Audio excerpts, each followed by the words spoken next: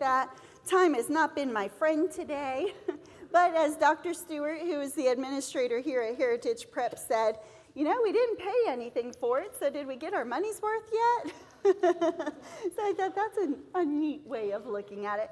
By the way, speaking of paying for it, ABeka, Aaron Ailstock, your representative, and I are paid by our company, but we don't charge schools anything for help. So some of your schools that are here, I've been to. I've worked in your classrooms. I've taken over some of the classrooms. So one of the roles that I do is I come in, I observe, I help, I tag team teach. Sometimes a teacher just needs to see somebody else do it with their students. So that's what I get to do, and I love it. That is my favorite thing to do, is to work in the classrooms with you all.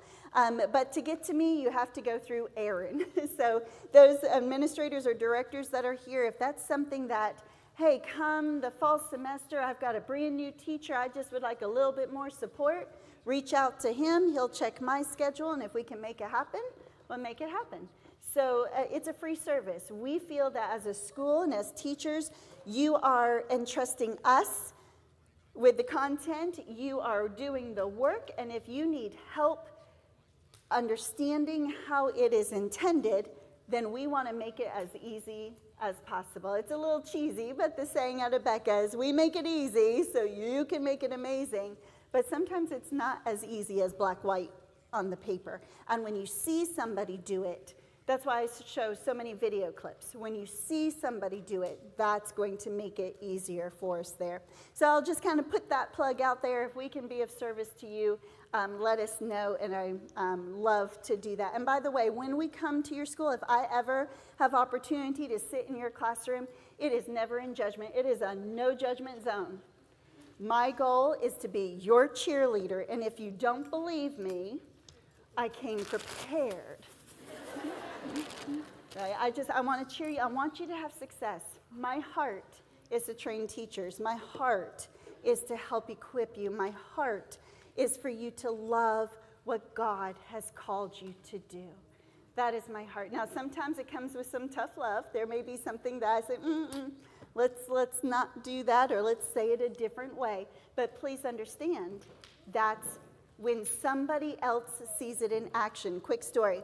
I was in my second year teaching, already started having student teachers at Pensacola Christian College come into my classroom, and my student teacher started teaching, and I did not like her tone. I did not like what she was doing. I did not like it. I'm like, oh my goodness, we have got to talk. So what I saw, and the Lord allowed me to see it really fast. How did she learn to do that? Why is she saying it like that? Why is she doing that? And when I saw my young self in somebody else, it broke my heart. And that's so I met with her. Her name was Grace, and boy, did she extend me grace.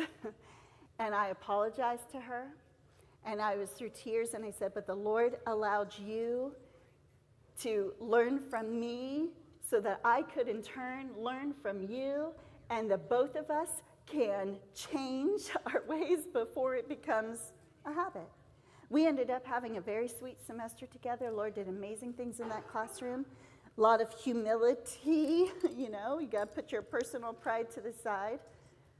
But I am so thankful for it. So all that to say, if I come in, I do come in with a lot of experience. But everybody learns from experience. I say to first-year teachers, and there's a handful of you in here today, I could give you my entire notebook. You could read it, you could study it, but it is not going to be as beneficial to you as teaching your first week of school.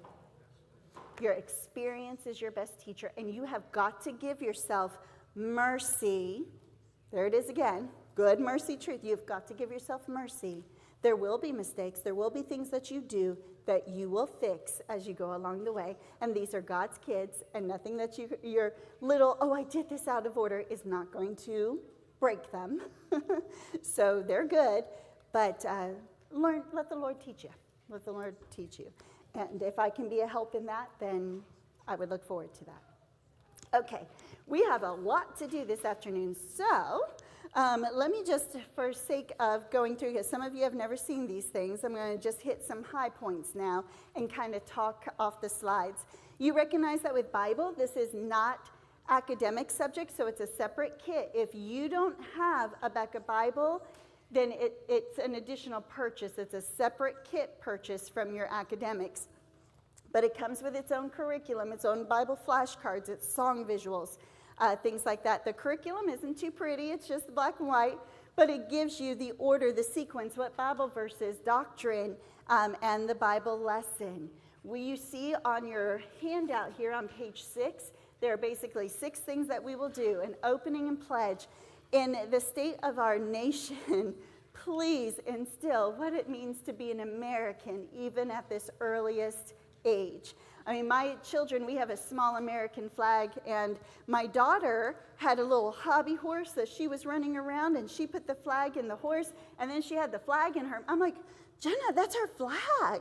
She's like, Mommy, I said, that's our flag.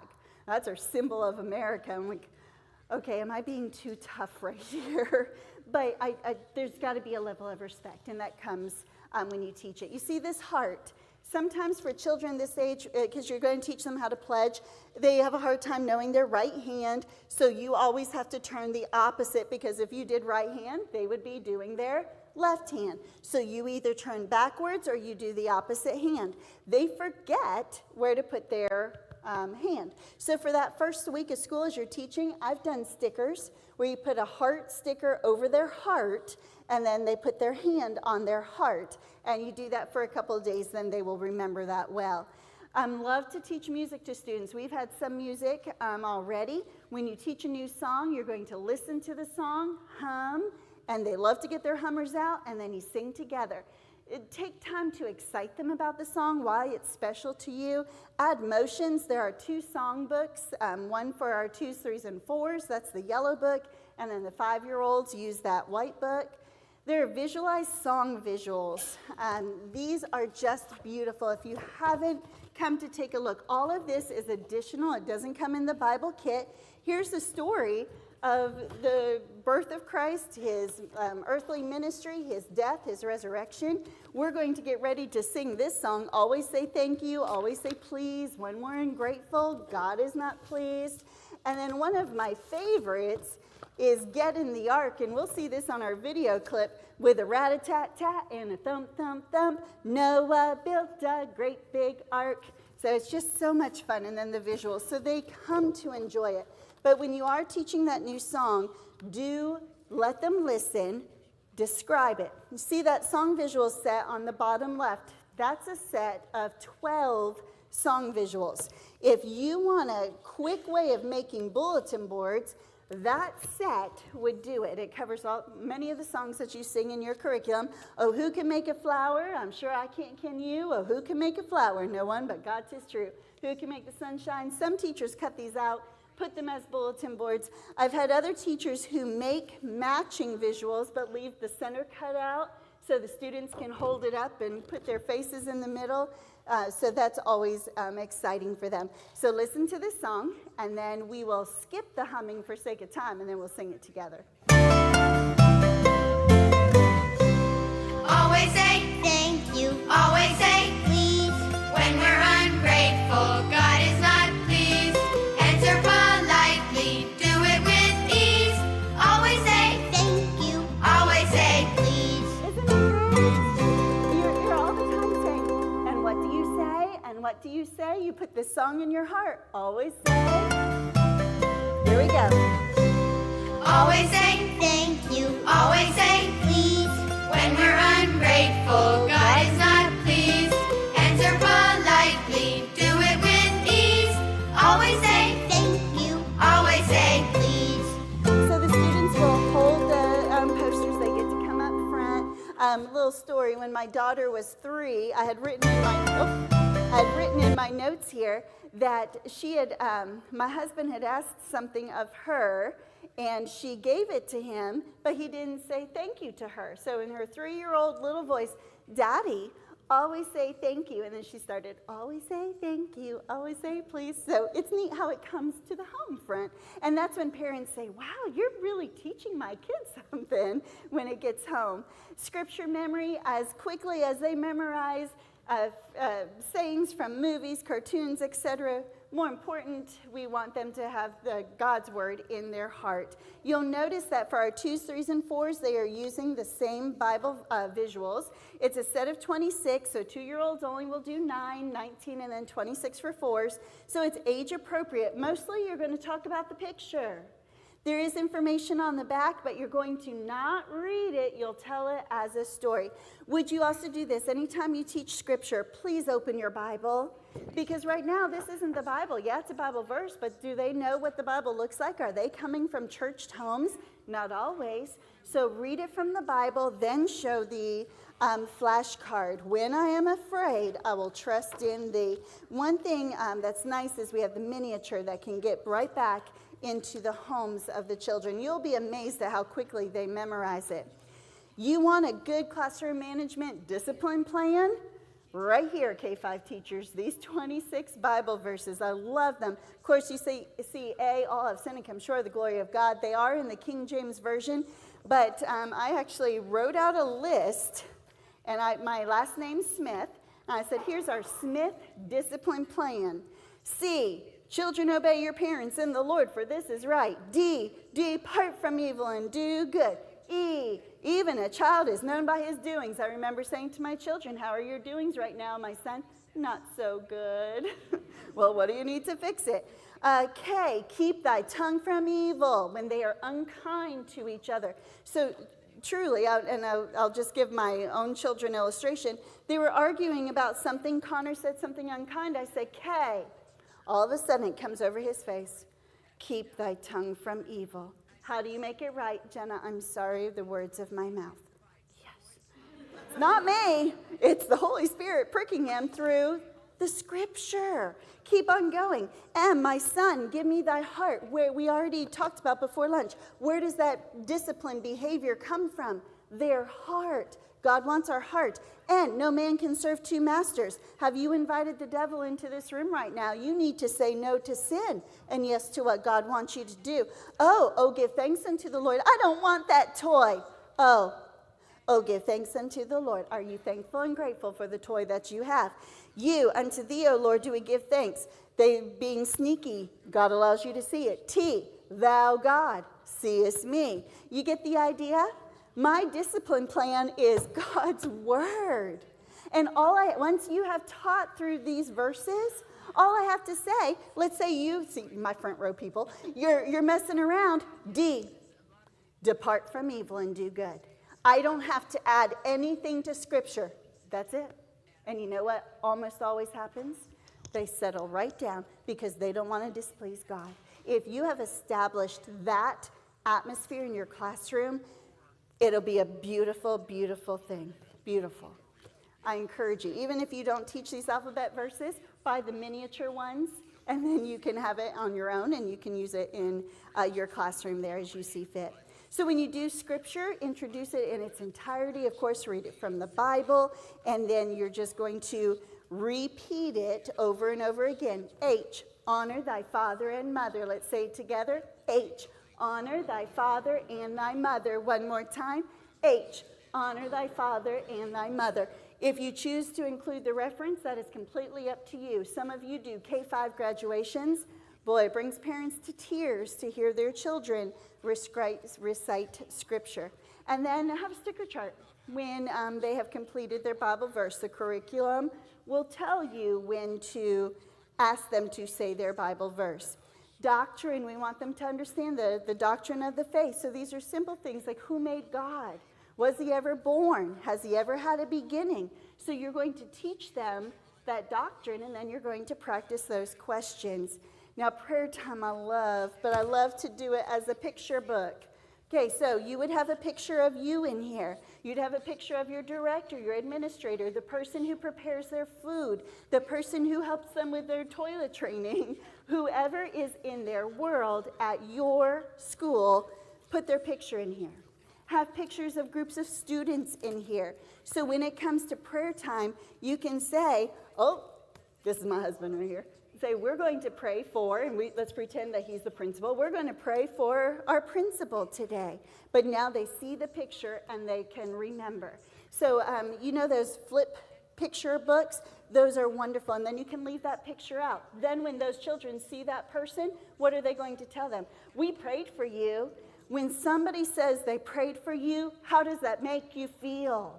You may be, that little child may be a ray of sunshine to that person in that particular day. So you're going to teach them how to pray. You will always pray as an adult so that they learn to thank God. We worship him first in our words, and then we ask him for specific helps. Sometimes you can take prayer requests, help them to know that that's what they're asking God for. You will establish that God says yes, God sometimes says no, and God sometimes says to wait. So even as children, you will have that opportunity. Steps 1 through 5, 15 minutes of your 30-minute Bible time. Step 6 is your Bible lesson. Oh my goodness, my favorite time of the day. So my 2s, 3s, and 4s, you use the same Bible series. It's called the Preschool Bible, Old Testament, New Testament. It's Easter and Christmas, Thanksgiving holiday stories such as that. And then my 5-year-olds, you're using the same series that first grade does. And the reason we have such overlap is my 2-year-old is going to only be able to handle so much information. My 4-year-old can handle more. My 5-year-old can only handle so much. My 6-year-old can handle more. So that's why there's repetition in the Bible series. And you're probably going to tell a story a little different than I do, so they might hear something from you that they don't hear from me. And we're going to give different applications that might be stand out in their mind a little bit more. You'll recognize that these are not cartoon characters. That's on purpose. We want them to know that the people of the Bible truly lived. They were real people. They weren't cartoons. Just as we have talked about everything today, when you teach that Bible lesson, you are not going to just read from the lesson guide. Of course, the lesson guide does give you a summary of the story, gives you the scripture. You'll study the scripture, and then you'll tell it as a story.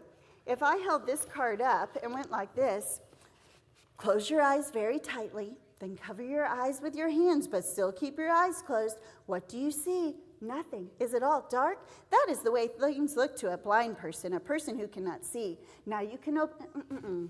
You are not communicating. Don't be afraid. Well, what if I miss something in the story? You know what? The Lord's going to bring to your heart and mind the words that need to be said. And on the back of the card, on the 2s, 3s, and 4s, there are like bullet points to help you with that. So it's going to be more meaningful and more memorable when you just tell it as a story. There are several flashcards per story. So here we have the first one, the second one, the third one, and then the last one. So that's going to help carry their attention. I like to put mine up on a flannel board, an easel, and that way they can see it and it stands out to them. So I will have my Bible in front of me. Every now and then I will read something from the Bible so they know that it comes from God's Word. You'll basically teach 2 new Bible lessons a week, so 2 new stories. The other days are review. I was teaching, this is so many years ago, I was teaching a lesson and the answer I was looking was picture. So the little girl said camera. And I couldn't, in that moment, I couldn't say, why did she say camera? I'm like, oh, picture. It was supposed to be the glass pitcher over the frame, and instead she heard picture. So reviews always help clarify that there was understanding. So tell it as a story, that's a narrative. Weave in the doctrine that you are teaching them, applications. You know, sometimes our preachers, the end of the Bible time at your church, he closes his Bible and then he's still going strong for another 20 minutes telling a story or something. Well, that's not always effective, right? Because you start tuning out. Bible is closed. You think you're done. So the same thing with the students. Put those applications. Right before lunch, I talked to you about a classroom management plan through the emphasis of getting to the heart. I'd mentioned to you about Noah working step by step. those applications to their seat work need to happen during the story. Does that make sense? So as the Lord brings things to mind in the lesson, you can say, that's just like, and then you make your application. Some of you, especially you K-5 teachers, might have opportunity to plant the seed for a student coming to know Christ as their Savior. It's the ABC backwards, of course. They have to recognize that they are a sinner in need of a Savior. Some children say, I've never done anything wrong. I've never been bad. So recognize that they're a sinner. Believe that Jesus is God, that he died on the cross for their sins, and ask him to forgive them of those sins, and then they can be saved. And it's something that is so simple, yet sometimes as adults we make it so hard.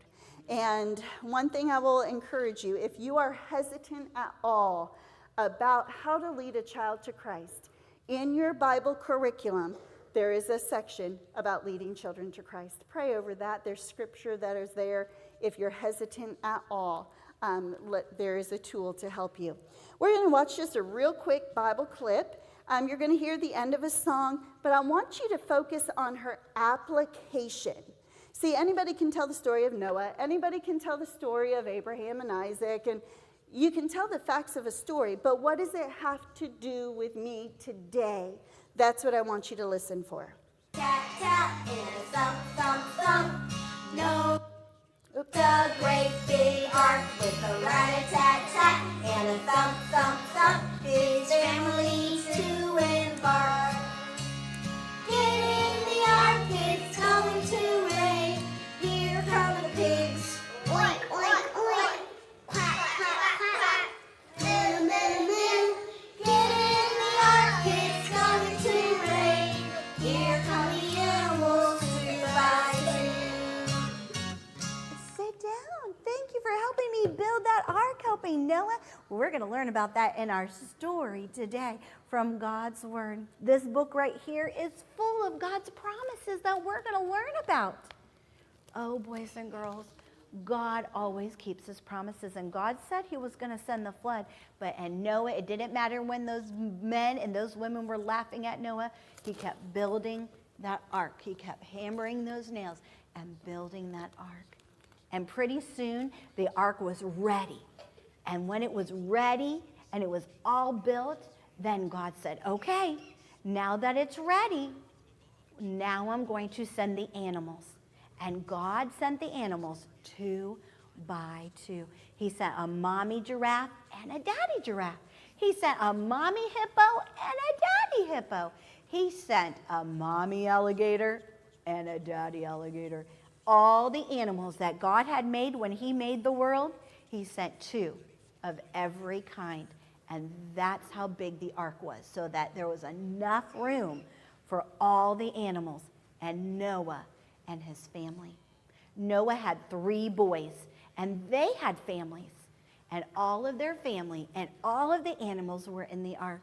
And Noah kept trying to tell people, you have to obey. You need to tell God you're sorry that you're not obeying. He kept trying to tell the people, and the people kept turning their heads.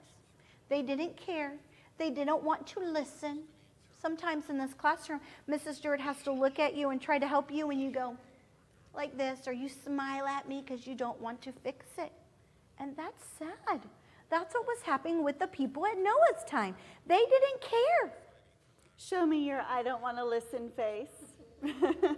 Wasn't that a seamless application right there? She brought it home to what they know they do. By the way, if you ever have a student with a pouty pout, whip out your cosmetic mirror and let them see themselves. I will tell you, you won't have to do it twice to that same child. Once they see the look on their face, they will stop that. So that wasn't hard, right? She didn't read it. She told it as a story. Let me give you a couple specific procedures here. So, of course, you heard variety in her voice. There's excitement for things of God. You want biblical worldview established in your school, especially administrators, directors, parents. We teach them a biblical worldview. But you got to talk about God. You got to be in awe of who he is. Appropriate gestures. Do you have enthusiasm, communication? You see this picture, the children are seated on the floor. Okay, if you are teaching 2s and 3s, Typically, song time Bible verses is in their chair, and then for the story time, they go to the floor. Different from 4s and 5s. Typically, 4s and 5s, entire Bible time is in their chair. So that just it gives a little bit of a break, change of pace for your little ones especially. If you teach 2s and 3s in your preschool curriculum, there is a poem on lesson 1, and you're going to say it pretty much every day. Here is our Bible, its stories are true. God gave us these stories for me and you. Quiet, so quiet, we all now will be. Listen, a story, and pictures you'll see. And that can be their clue that now we're switching from song time to Bible time. By the way, take that as an example. When you switch from phonics to writing, you sing a song, you get their bodies moving. Whenever you are transitioning, when we did writing, we did the itsy bitsy spider. So I taught them, they were facing front. Before we turned our chairs, we sang the itsy bitsy spider to do our spider exercises, and then we tucked ourselves into our desk. If you can plan strategic, every day we do it the same way, routine, it'll save you a lot of time and a lot of trouble. Bible activity books. These are for 3s, 4s, and 5s, but they are never done during Bible time. You heard me say earlier, worksheets don't teach. You are the teacher. What kind of teacher are you? Show, tell, and a little bit weak. I'll try it again in a few minutes. So my 3-year-old teachers, and everybody, you'll actually notice that the students are never coloring a face. Right? Because then they'll end up with green and purple faces. Now, we want them to express themselves with their color choices, but not on a person's face. So you'll see that the faces have pretty much been colored in, and then it gives them a color code. It's hard to see up on the screen, but her dress is in green, so they would use their green crayon. His coat is in blue, so they would use their blue crayon. So you're working on the color skills, but there's mazes and dot to dots and filling in the missing picture, age appropriate. Usually these activity pages follow your 2 stories. So after you've taught the 2 stories for the week, then there are 2 stories represented on the front and back of this color sheet. So it's a good way to get it home.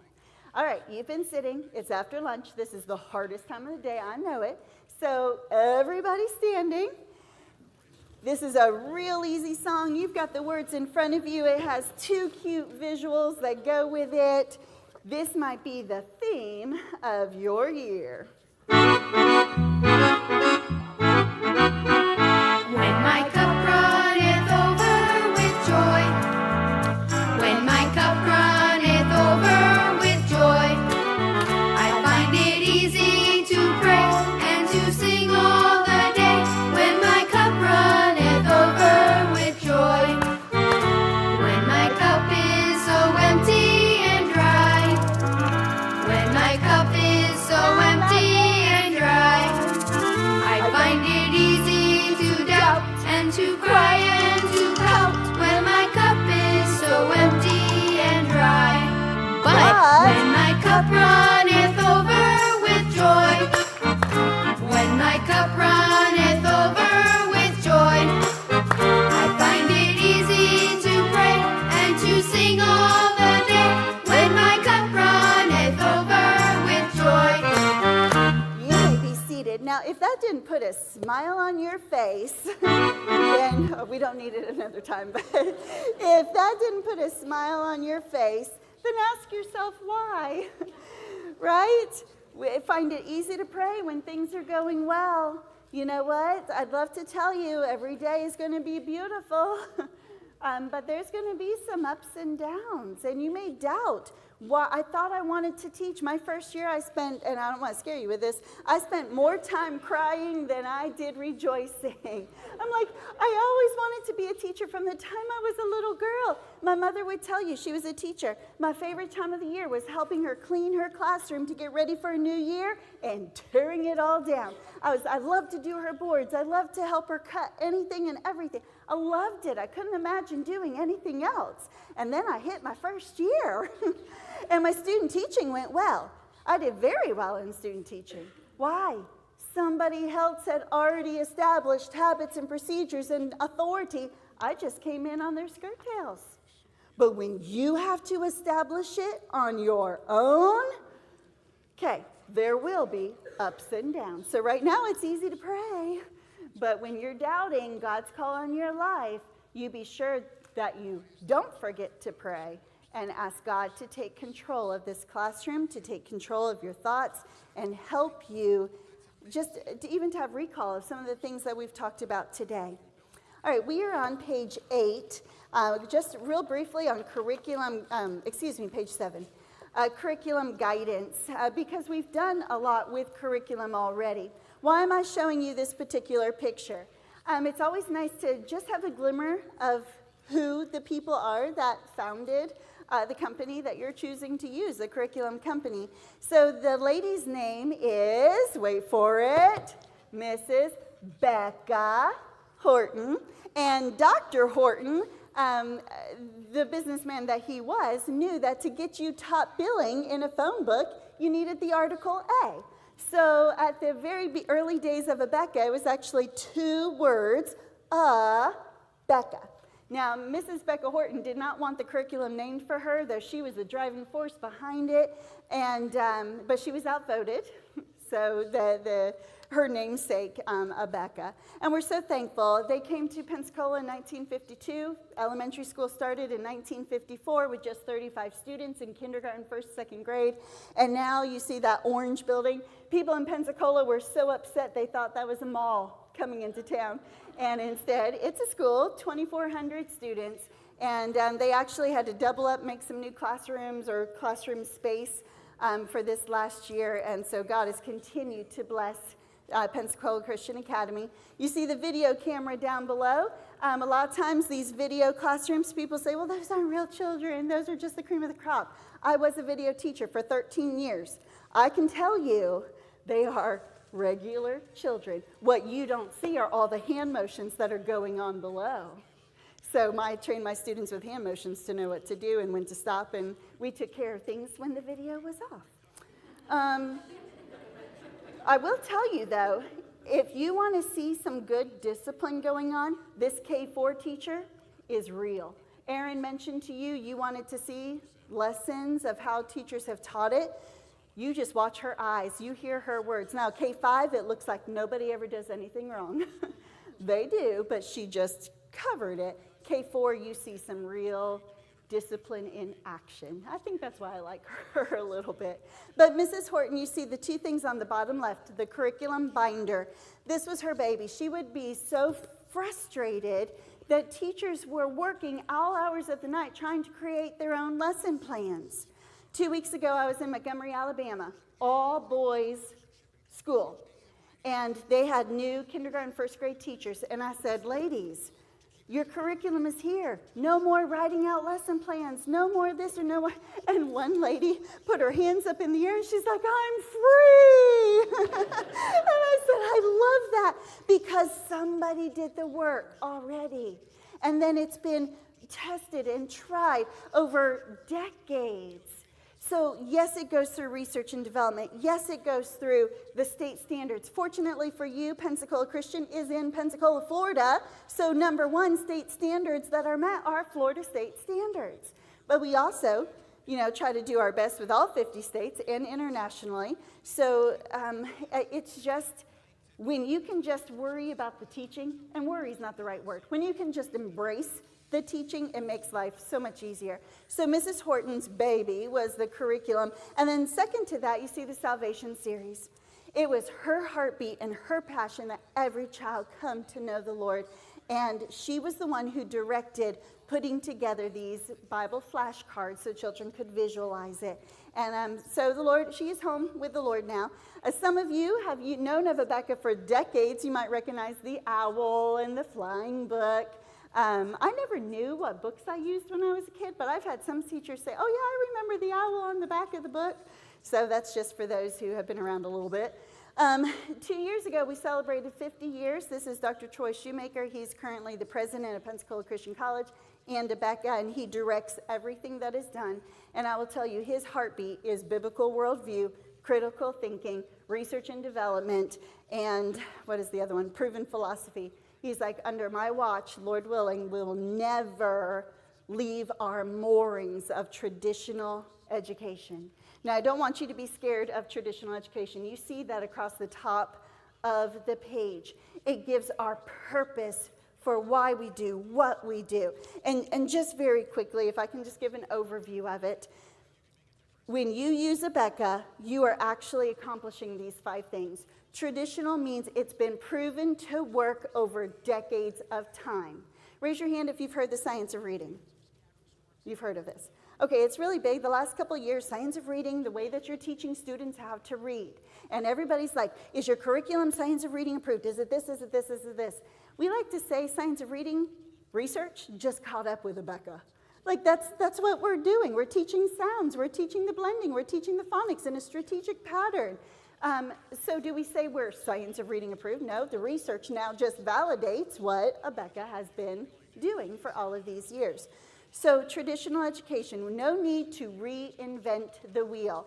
Your goal, and especially I know there are some administrators, directors in here, they are trusting you to teach the curriculum. When they take you to your classroom and they give you this binder, it is with trust that you will teach every lesson in the curriculum and you will finish the year. Now, I have given you freedom to make it fun and engaging and all this extra, but the meat, the lessons, the content, the objectives, the scope and sequence that you're following is included in that binder. So can I say, if you're taking notes and you've written curriculum oriented, write emphasis on instruction. Would you agree that's what you've seen today?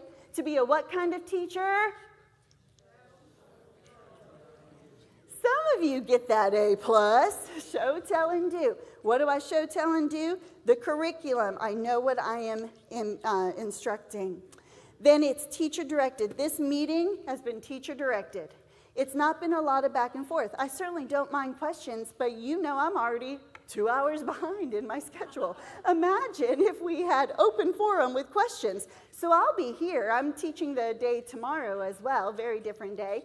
So if there are questions, I want to answer them, but you understand, I know where we need to go to get you that certificate of completion, right? So I am leading the meeting just as you lead your class. You don't say to your 3-year-olds, what do you want to learn today? All right, let's go to the bookshelf and see if I have, and now I'm making fun a little bit, but you understand, a 3-year-old is not going to want to learn certain things that you know they need to know at an age-appropriate time. So that's why we are teacher-directed. Individual accountability. You've seen the video teachers, whole class, smaller groups, and then individual, where in writing class she had them up at the board. In reading, that's individual. In phonics, flashcards, individual. Individual accountability. You should never say to your administrator, well, my whole class is struggling with this. No, it's probably not the whole class.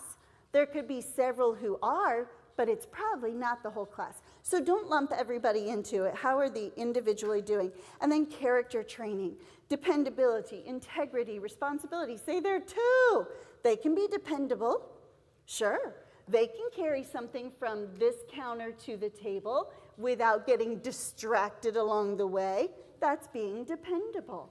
Use those big words. And then in a structured environment, you cannot teach effectively in chaos, right? Now, I recognize that some of you may be VPK. VPK is the antithesis. However, I have some schools that do VPK and ABeka. And their VPK is in their afternoon time, and their ABeka is in their morning time. So there are 2 distinct atmospheres in the classroom. So you have your academic, and then you have, and I don't want to call it not academic, but where it's more socially integrated. Does that make sense? If you're VPK, you know what I'm talking about. Okay, but our ultimate goal is to be a wise steward of your time. So that's where the curriculum comes into place. However, look at this person. He's getting ready. We have our one lone gentleman in here today. You're getting ready to teach your lesson, but first you're like, oh, I don't know what I'm going to do with this lesson. So you go get something to eat. Maybe it's popcorn. And then, oh, my puppy is so cute. And so you play with your puppy. And then finally, you get that light bulb moment. Sometimes we are not the only procrastinators. The children aren't the only procrastinators, I should say. We have a hard time focusing on the task at hand. So that's what I want to help you with.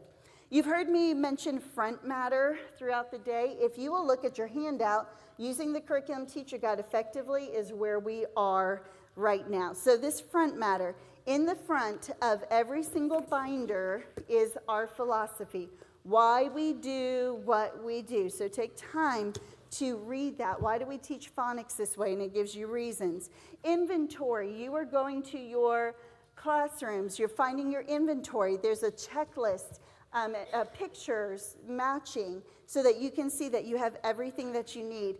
Subject explanations, when I mentioned to you at phonics, when we're getting ready to ability group in reading, there's explanation of how to do that. And then your scope and sequence is your overview of academics. So your scope and sequence, this is your big key. Parents say to you, when will my child learn this? When will they learn sight words? When will they do this? Your scope and sequence is the answer. Now there are multiple places to find your scope and sequence. The first one on the left is available online. Everything in black is previously taught material in ABeka. So what we're looking at right now is a kindergarten page. Do you see all that red ink? That's everything that is brand new to K5. And there's actually several pages of this. It just goes on and on and on. I've had parents say, well, my child is so advanced, they need to go to the next grade. Pull out the scope and sequence. You can pull it up online and say, well, let's look at all the red, what your child is going to learn new. And most every time the parent says, oh, they haven't learned that yet. I'm like, no, so let's keep that foundation where they are. A snapshot view up in the upper right corner. This is included in your catalog. We unfortunately don't have boxes of catalogs here today, but in the back of the catalog are snapshot scope and sequences. Some schools, this is downloadable.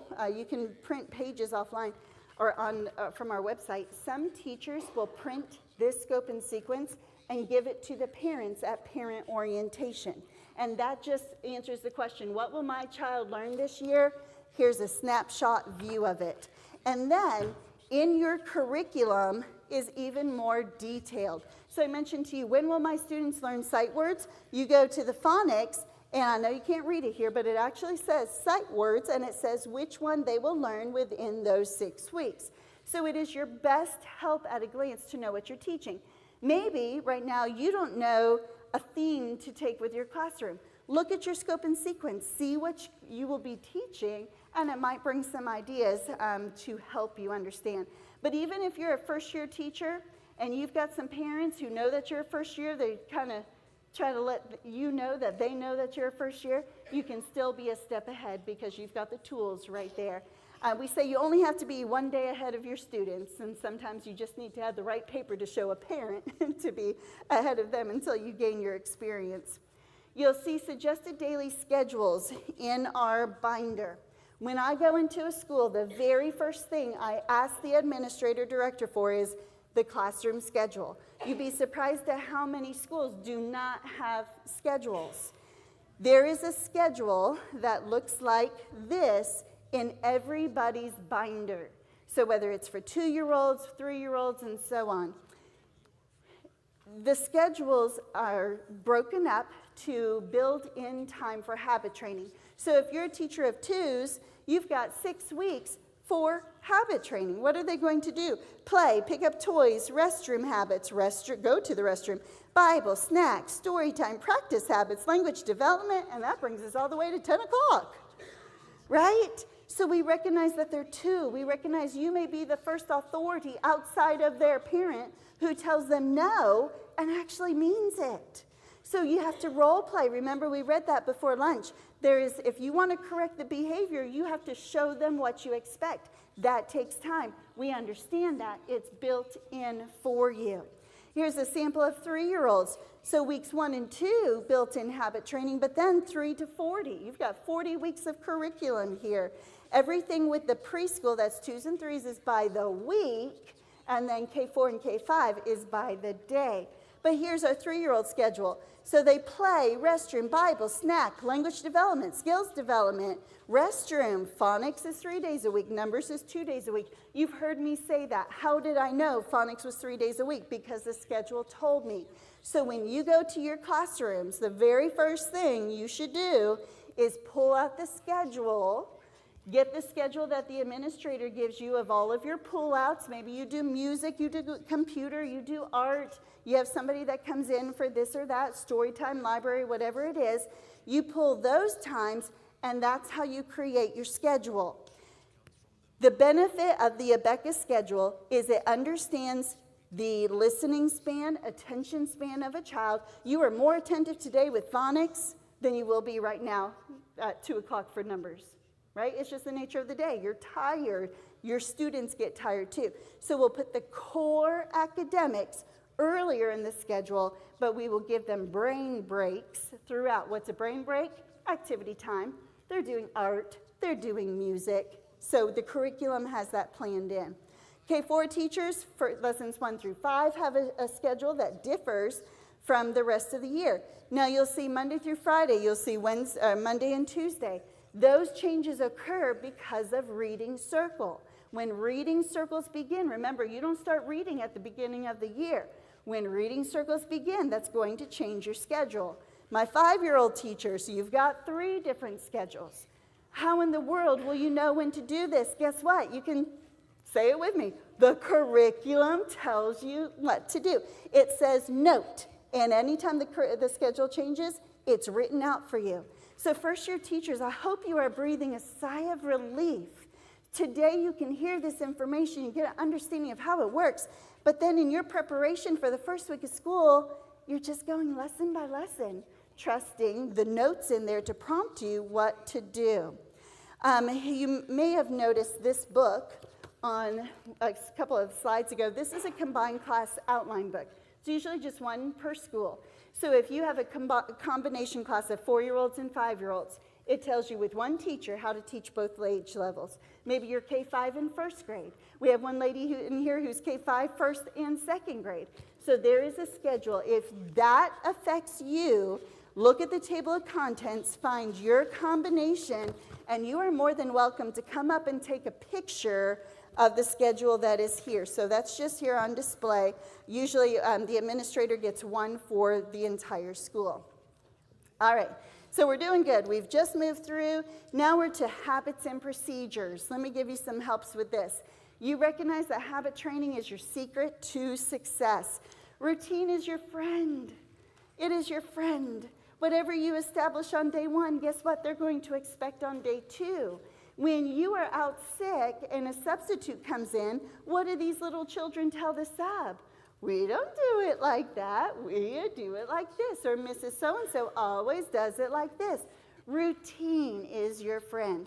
Now, in your preschool, if you teach 2s and 3s, inside your binder is the preschool faculty manual. This already comes with it. So if you don't have this book and you're teaching 2s and 3s, somebody else says it grew legs and walked away. Let's just put it that way. They are available for separate purchase if you are interested in that. So what it is it just gives some basic pointers. For example, here's my copy of it. Let me just read through some of the contents.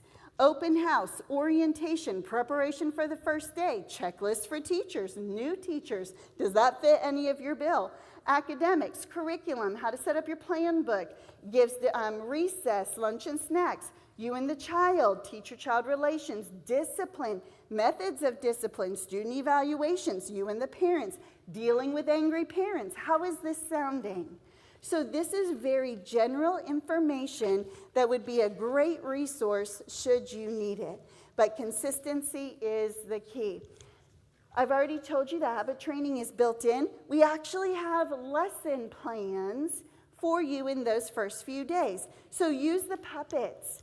Maybe you don't have Button and Amber, but maybe you have a little cow puppet Or maybe you found a little pig puppet, and they can do the same thing that Amber and Button do. My roommate for several years was a K-5 teacher, and her puppet was a monkey. And the monkey went bananas over students who were doing well. So for all the years that she and I were roommates, it was always her, Mickey Monkey, who came out to help with habits. Use visuals. You'll see our health and safety visuals here. I have several of these on display. Now this one is eating a healthy breakfast.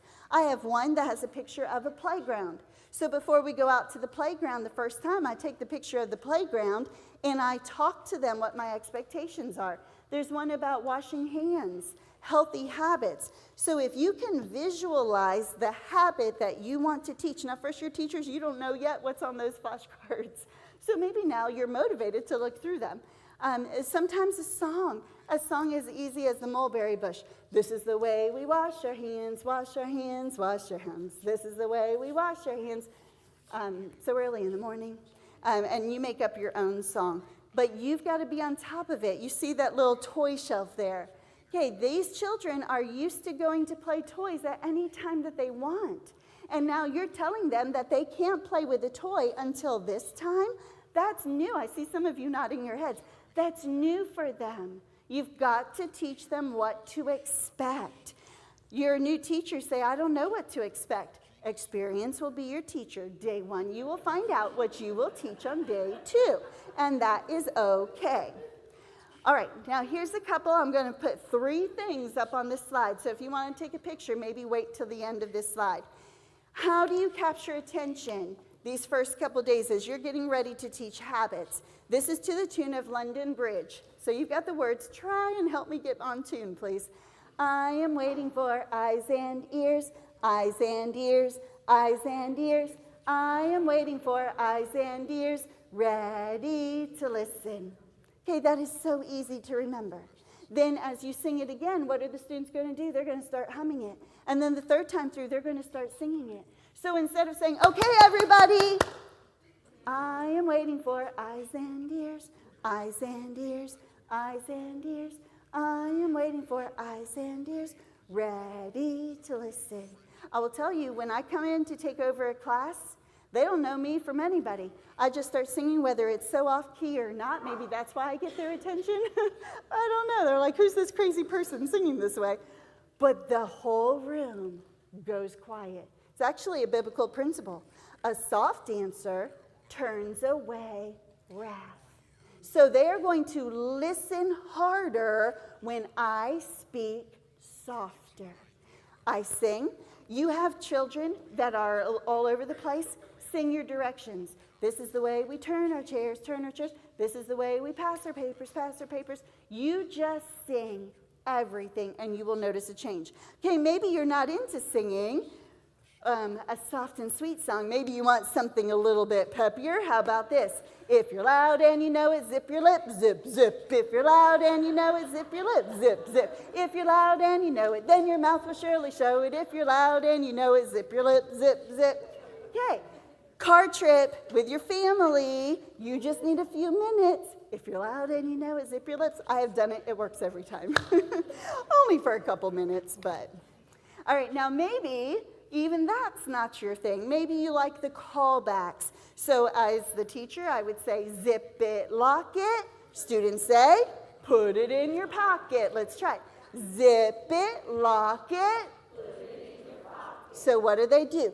They zip it, they lock it, and they physically put it in their pocket. So now their hands are busy, their eyes are busy, their lips are quiet, and then you praise them for doing it. So whichever style is you, make it work for you. All right, using the curriculum teacher's guide, let's talk about grading and homework. There's actually not a lot here because preschool, K4, no report cards. But you are so effective with your questions that at any point a parent says to you, how's my child doing? Well, they were really engaged today. They answer the question right away. I don't even have to guide them. They come up with it. You know what? Your child is really improving. As I guide him through to find the answer, That's your way of communicating. I'm helping his thinking process. So preschool K4, you're that same way. K5, we've already talked about those yellow box papers in phonics, in numbers, in writing, and then in reading. The ABeka grading scale, K5 teachers, is on a 6-week cycle. Now, if you are part of an entire school, probably the rest of your school is on a 9-week schedule. Kindergarten is on 6 weeks because we want the more frequent interaction with the parents. If you go 9-week, that's up to your school, but you will see the distinction in the curriculum at the 6-week markers. By the way, you see the teaching tip at the bottom. None of the workbooks are graded. Checked, yes. Remember, with our hearts and our stars and our stickers. Would you do this for me? Please don't be the teacher who has a child's phonics paper and just puts a little smiley face at the top of the page. Get on that page. If that whole page is right, it's a giant star. It's a star burst. It's a giant heart. Big is better in this case, okay? So it's not graded. It doesn't affect their grades on their report card, but it is checked. Homework, only K5, and that's the back of their reading. When reading starts, they don't even have assigned number of pages to read. They're just reading as many as they want. I will be very transparent with you. And this may be something you need to talk to your administrator about. Many K5 teachers do not send these books home for homework because they don't get the books back. So if that is your case, you can save it for the first grade teacher to teach the routine of getting the papers back and all. But if you're up to the challenge, then K5. To me, it's not a sword to die on. And quite honestly, so many of our homes, I know how busy my home is at night. It's tough to expect that parent. And quite honestly, too, when they think kindergarten, they're not getting real grades yet, even though there is a report card. So we've got some training to do with the parents, but I will say sometimes it's just let the first grade teacher do that. All right, lesson plans. I know that you had a bathroom break at 1:50. Let me finish this, and then we'll give you a bathroom break. Okay, our day is just flying by. Learning centers. It is true that you are not going to find a single learning center in the ABeka preschool kindergarten curriculum. However, they are there. And a little sneak peek at what's to come. When ABeka revises, we go grade by grade. 5th grade is out new this year, 6th grade, Lord willing, and within the next 2 years, and then we cycle back to preschool. So, Lord willing, what that means, we're talking 3, 4 years, 5 years even down the road, preschool will come out new, and then K4, and then K5. I've been told that when it comes out new, there will be built-in learning centers to help you with that. But here's what you can do. If you have never seen this particular book, you need to get familiar with it. If you are looking for learning centers, you can take any of the pages here and adapt them to a learning center, whether it's a kitchen, whether it's putting something together, whether it's taking lace. One was a quilt. You can make it as hands-on as you want. So because the preschool kindergarten curriculum is only written for half a day, you may have the students for a whole day. So if they don't take a nap, or even if they do and you still have time, your academics in the morning, and then your learning centers based on the content they already had is how you would develop them. So they're not written into the lesson plan, but it's a natural fit. Okay, we've already seen the 3 parts of the curriculum, but I love these descriptors of it. Can we start at the apple and read going down? You ready? Confidence, peace of mind, no gaps, flexibility, creativity, personality. Having a curriculum gives you freedom to be described by all of those words. And again, I hope you have seen that throughout the day. Implementing your schedule. Okay, so I've got some your first year to ABeka. What do you do in the next weeks as you are getting ready to go back to school? You read the front matter. Find out why we do what we do. Most questions we get into the ABeka office are answered in the front matter. Then set up your plan book. What does this look like? Now I'm going old school on you. I still, to this day, I love to handwrite. It works better for my brain that way. But what I want you to see is the subjects are in the order that I would teach them. Now, this is actually from my first grade class, so there you go. There's your first grade information. But if a substitute came in, then they would know I teach Bible, and then we do reading, and then we do phonics, and then we do writing, and then we do arithmetic. So they would have in the substitute teacher folder my class schedule and my plan book. Now, let me save you a lot of time. And you can go back to your school and say to your principal, the ABeka lady told me this. The lesson plans have already been written. You do not need to rewrite them in your plan book. So when your principal says, I need you to list out all the objectives, let me save you time. It's there. Okay, so what is the purpose of a plan book? The plan book is just a snapshot view of what you're teaching. It's not how you're teaching. It's not what toys you're going to bring into teaching. It's not how you're going to make a hands-on. It's what am I teaching? I'm teaching this concept. I'm teaching this number. I'm teaching this letter. Okay? So that should really help you in saving your time. That was Mrs. Becca Horton's vision and passion. You have a family, you have church responsibilities, you have other responsibilities. Why take time retyping what is already there? I have been to schools, I ask for their schedule and if they have any plan books or anything, and I'm getting pages upon pages. I'm like, oh, this poor teacher.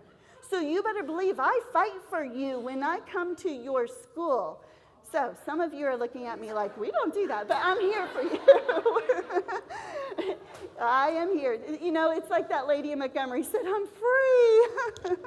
All right, so this is half of it. And then on the other side is the rest of our day, our combinations, our poetry, my help class, activity time, and then any notes. Who are my line leaders? Who are my door holders? Who's the teacher helper? Who gets to take notes to the office? Who's my lunch cleanup person? Anything a substitute needs to know. This is an active document. So every week I'm putting it, by the way, don't do your plan book for the whole year. 2 weeks. Make it your goal just to be 2 weeks ahead at the most. I've had some administrators say, well, I want the whole first semester. No. I want the whole first 6 weeks. No. Life happens. Things change. Go week by week. Plan, we say plan by the week, study by the day. Okay, planning by the week, it lets you know what art supplies. What is your theme? You know, I told you many of our teachers decorate their chalkboard by a theme. How do you know what is the upcoming theme? Because you've done your plan book. So it takes time, but then it's very, very helpful after that. There's your substitute teacher folder. It's pretty much built into your plan book. Okay, now this is all getting you started. Use a clipboard for curriculum. I have mine up here. I did not know Aaron had clipboards for everybody. I was so excited about that. So here's this part of the curriculum. This binder is too big for you to lug around. So I have a smaller notebook. I used to take out a month's worth of curriculum, put it in my smaller notebook, and then whatever curriculum I was teaching for the week, I put on my clipboard. I had a stool that I kept at the front of the classroom. My clipboard always went on the stool. Now, you know that I'm not going to say you read the curriculum to your class. By the way, I was in a classroom, this is a while ago, and it was K-5, no joke. I was observing, and the teacher was numbers, and she had a podium like this in her classroom. Her curriculum binder was open, and she got the students settled, and she's like, just a minute. This was her posture. I am not exaggerating. She said, okay, it tells me to count the number of students in the class. Let's count. 1, 2, 3. We got all the way to 19 or 20. She's like, just a minute. It tells me to do it again. I am not exaggerating. And I was sitting there thinking, oh my, like, where do I even start? You should know that, right? So if you have studied, you are not memorizing.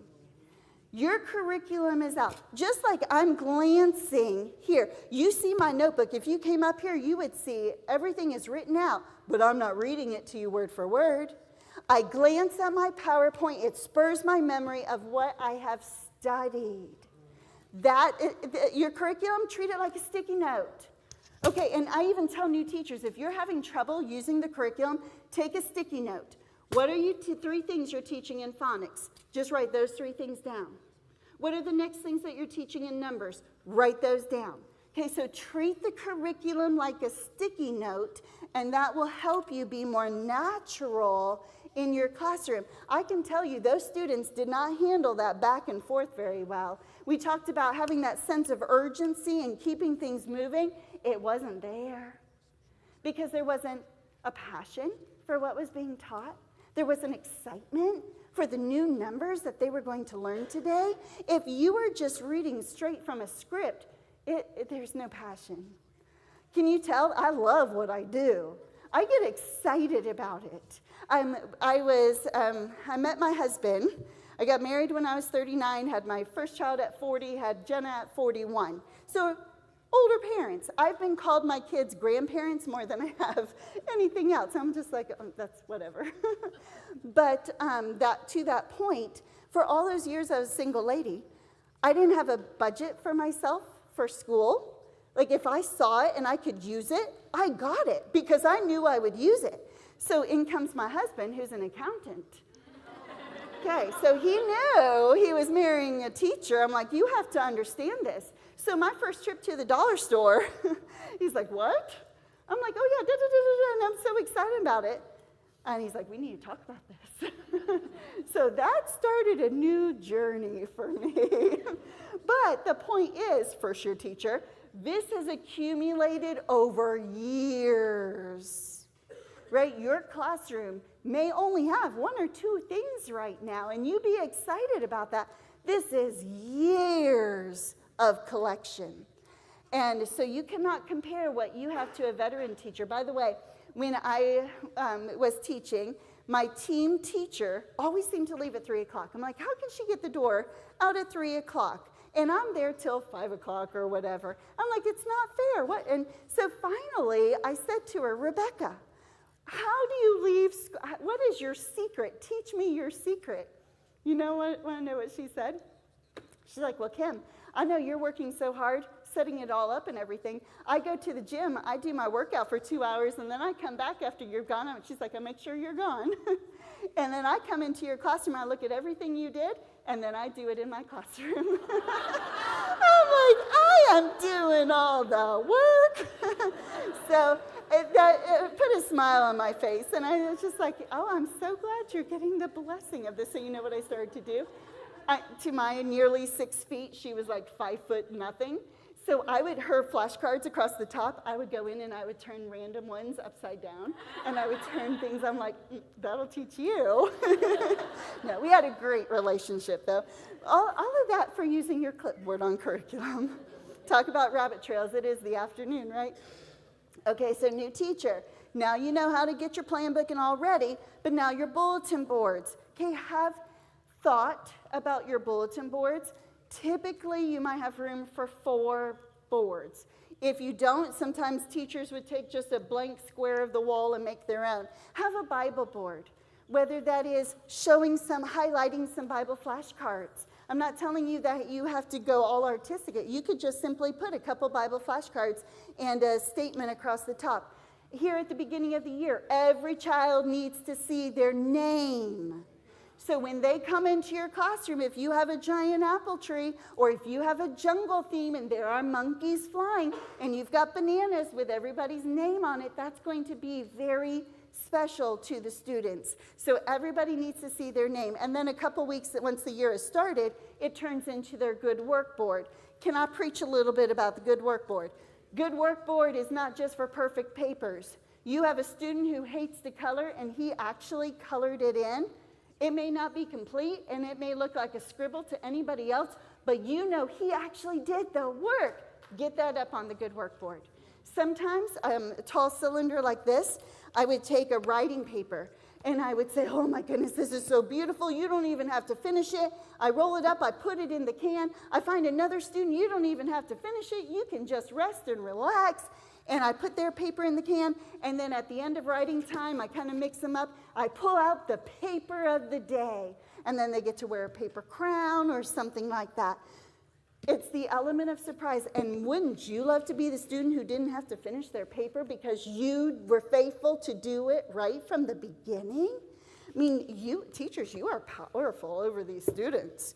So you can create that desire and then hang it up on the good work board. Quick story. My classroom was on the tour route that our administrator would take as new prospective parents would come in. So she'd stop into my classroom.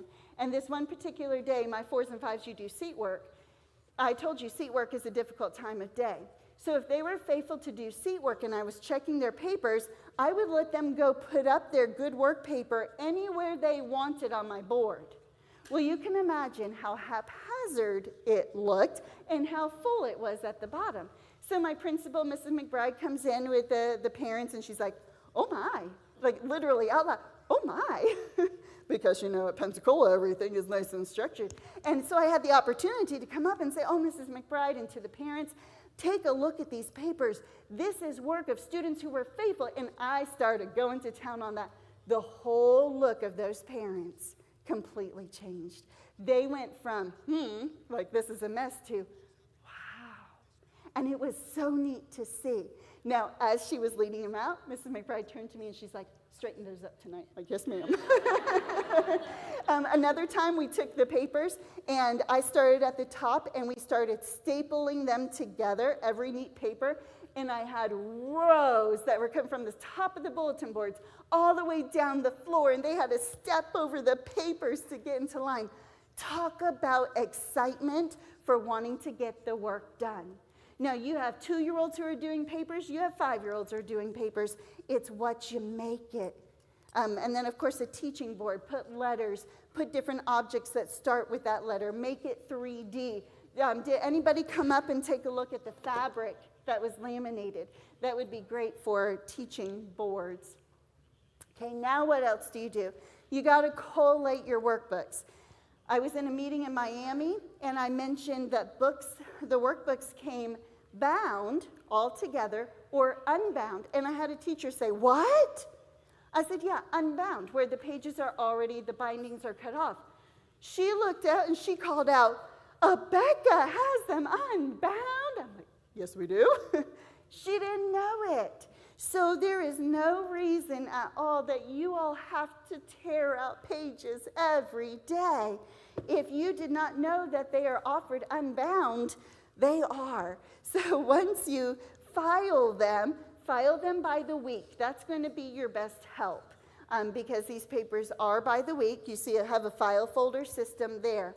Get your name tags ready, either the ABeka name tags or your own. Maybe you have a paint theme. Maybe you have a zebra theme, a zoo theme, but get their name tags ready. By the way, my 4- and 5-year-old teachers, if you are teaching cursive, then their names need to be in cursive.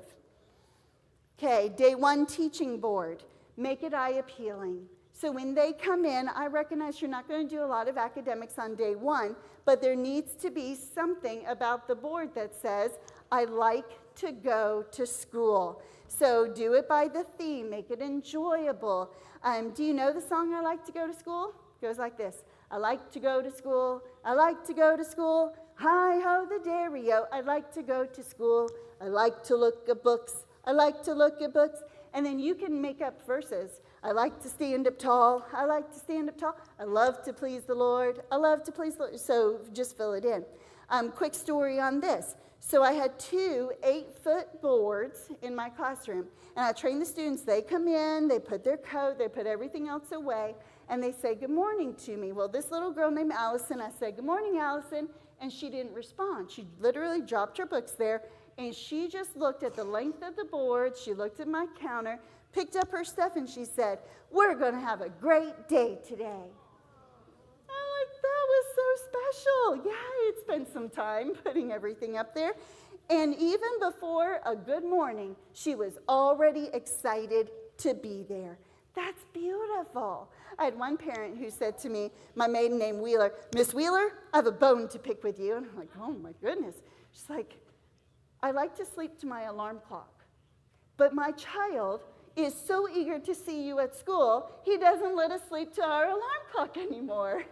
I'm like, oh, I'm sorry for you, but yay.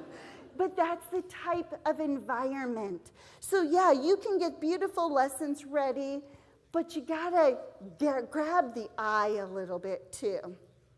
All right, implement your schedule. So before day one, before you see the students, you gotta walk through your schedule. Remember, you've made it. Now you literally stand at the front door of your classroom and you say, okay, the students are coming in at 7:30 or whatever time they come in. When they come in, some will be crying, some will have runny nose, some will have stuff. How do I handle that? What will I do? So before you let yourself even move, think that through. Okay, I've got them in the door, they put this stuff, now what do I have for them to do at their tables? What are the tabletop activities? That's how specific I want you to think through your day. If you are a new teacher, get a veteran, get your director and say, will you help me walk through my day? Veteran teacher, you be there for that new teacher. You've got wisdom, you've got loads of it. Give it to that new teacher. So from the moment they enter, from activity to activity, how are you going to go to phonics and to writing? How are you going to get them to the bathroom and back? What will you, when they come out of the bathroom, will you just send them back to the classroom or do you have them sit on the floor? What do they do when they sit on the floor? These are things. I can't tell you because every school has a different system in the nature of how you all are set up. So you're going to have to talk through that till the time they leave. What does it say in blue? If you don't have a plan, the students will. Okay, some practical pointers here. I already said this phrase. Did you write it down? Catch students doing right. You've heard me say, I like the way, I like the way. You have a discipline problem. Now, you were Angelica. You were Eileen. Let's say Angelica, remember she had problems earlier in the day, but she has just fixed it. You praise her for that. Eileen has fixed it. I like the way you're listening. You've been faithful to listen. Don't be afraid to use those big words, even with your twos. Do you see these name badges? These are ABeka Digital.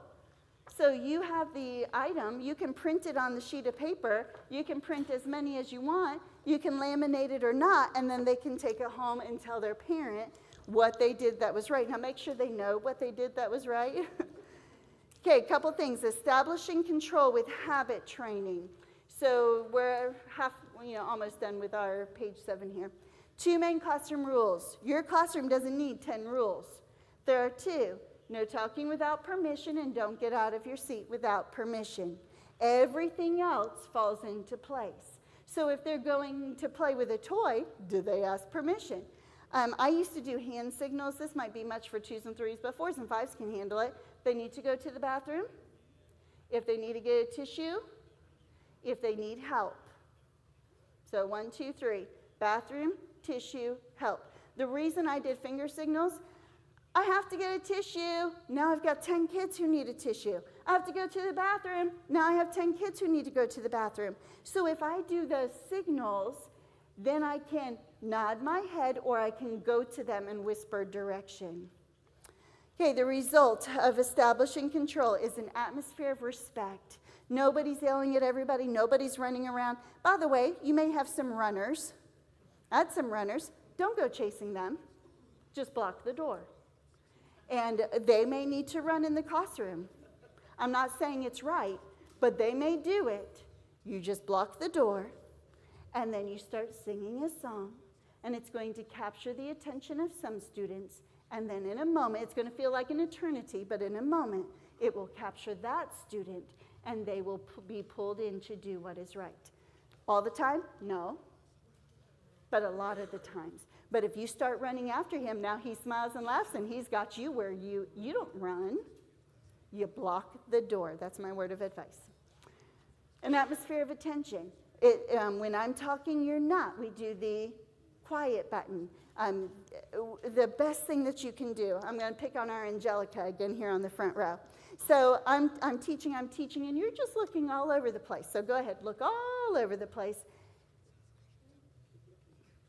Okay, now what she just did, she looked away from me. That was perfect. Because I literally stopped, basically mid-word, mid-sentence. And as soon as I stopped, we caught eye, she looked away. You don't break the eye contact. I would stay staring at you until you came back to me. And it may seem, again, like forever long, but there is power in the eye. The Lord, in the scripture, I will guide thee with mine eye. So I stop and I stare. As soon as she breaks away, then I know that she knows I know what's going on. But does anybody else know what's going on? No. So I've kept it private, but now I'm on to you. And the next time she does it, what might I do? I might walk over toward her. I may not have to go. See, she's back in attention. So then I go back to whatever I was doing. Let's say she does it again. This time I walk and I stand next to her. She may love me, but in this moment, she does not like me very much because I am in her space and she knows everybody's looking at her. So you're going to use your body. You're going to use your eye. There's power in that pause and look. When I work with new teachers, usually I say, you're talking too much. Now, I'm the queen of talking. You have that idea. But in that classroom, it's amazing the different personality that you take on. There was a teacher who told me one time, when you walk in the room, it's like everybody just goes quiet and they do what you're supposed to do. She's like, how did you do that? One, because there's an air of expectancy. I know students can sit and listen. I know they can be quiet. And I usually engage them with something that distracts them. Okay, so first-year teachers, you're probably not truly embracing the value of what I'm telling you now. But if you will remember, pause and look. That doesn't mean talk. It means close your mouth. Let silence be golden. And it will bring them back. Does it work for 2s? Yes. Does it work for 5s? Yes. When they see in your body language is communicating, I know what I'm doing, they settle down even further. But if you're like, please stop. No, you're begging them. By the way, can I just say, don't get in an argument with the 3-year-old. If you have done a back and forth, you're in an argument. Sit down. I don't want to. I told you to sit down, but I don't want to. Okay? Call it what it is. Do not engage in arguments. So how does this play out? Sit down. I don't want to. She's laughing. That stare is uncomfortable. There's a joke at my dinner table. Daddy just got the teacher look. I'm like, oh, sorry. But work on your teacher look. I told you this wasn't classroom management. It's turning into classroom management here. Okay, here is a tune to Row, Row, Row Your Boat. You need to distract your students, right? Maybe the atmosphere in the room got a little heated. You did engage in that argument. You caught yourself. Then all of a sudden, clap, clap, clap your hands as slowly as you can. Clap, clap, clap your hands as quickly as you can. Join me on this one. Stomp, stomp, stomp your feet as slowly as you can. Stomp, stomp, stomp your feet as quickly as you can. It works every time. If you didn't take a picture of it, get a quick picture. Because anytime you are engaging their hands or their feet, you have distracted their mouth from whatever it is they are doing, and they will join you. Now, in that split moment that you were doing this song, it gives you a moment to pray, and it gives you a moment to think, okay, what's next? And maybe it's story time. Maybe everybody goes to the carpet. Maybe you just need everybody to rest their heads. I had one teacher who said, you know, our students are so tech savvy, they know what it means to reboot. Right? So think of a robot, and the robot is going, but a reboot, and then you say reset. So in her classroom, when things got a little bit crazy, she said those 2 words, reboot And everybody kind of fell to their desk and just rested their head. And then when she said reset, they were back in control. You're going to find some things that work like that for you. All right, habit training for week 1. These are things that you will work on from the very beginning. How to sit in your chair, okay? God has given you a bottom. By the way, I have skipped your bathroom break. If you need to go, I just got to keep going, because otherwise I'm not going to finish. So if you need to go, just go. Is that okay? I am so sorry. But sitting in the chair, put your bottom on the bottom, put your back on the back, fold your hands and put them in your lap. Okay? So you have everybody stand. We're not going to do it right now, but you would have everybody stand. By the way, hand motions. Stand, sit. Now eventually you will just be able to do this without saying stand, and they will stand, and then they will sit. The week you have laryngitis will be the best behavior week you will ever have. Why? Because they are watching your motion. So pretend you have laryngitis all year long. Put your bottom on the bottom, put your back on the back, fold your hands and put them in your lap. So sitting in the chair, having them stand beside their chair. Now they don't jump up like frogs, so you have to practice how to stand and how to sit. Show them what you expect. If they have to turn their chairs, this gets a little crazy. Turn your chairs, turn your chairs. Do it fast, don't be last. Turn your chairs, do it fast, don't be last. So come up with a little song that distracts them. Having them line up. Okay, you cannot just say, class line up. You're going to have a mad rush to the door. So maybe girls, maybe to the boys, maybe you call them by name. I know some teachers, I was at a school last week, who her theme was... what did she tell me? Like soccer ball. It was a sports theme. So she was going to put soccer balls all on the center of the floor where the students line up on those Amazon sticky circles. You know what I'm talking about? They kind of Velcro to the floor. They stick to the floor. So she was going to put everybody's number, and then she gave students their numbers. So then when she said to line up, it really didn't matter what order. They knew right where to go in line. And then if there was a troublemaker in line, then she would just have them step out as appropriate. So you got to think through that. But what if a child doesn't come quickly when you said to line up? Don't yell at him. Matthew, come on, Matthew, get in line. Where is Matthew? Where is Matthew? There he is. There he is. He is coming quickly. He is coming quickly. He is coming quickly. He is coming quickly. He obeyed. He obeyed. So, again, the power of song.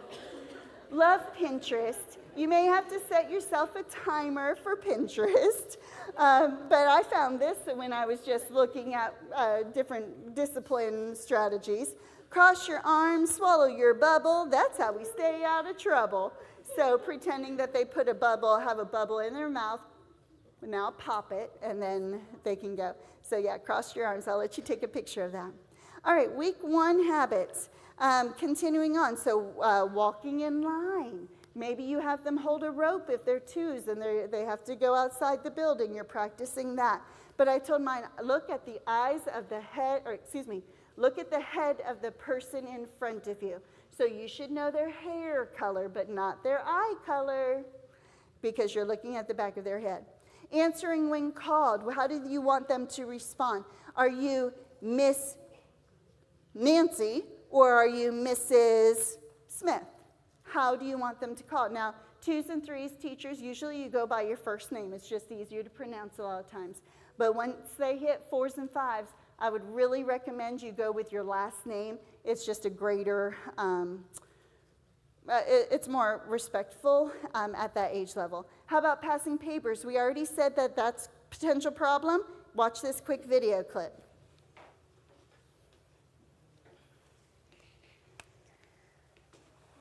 Now, make sure that you're tucked in so that we can have good posture, because you want to be sitting up straight and tall. Check that your back's on your back, that your bottom is on your bottom.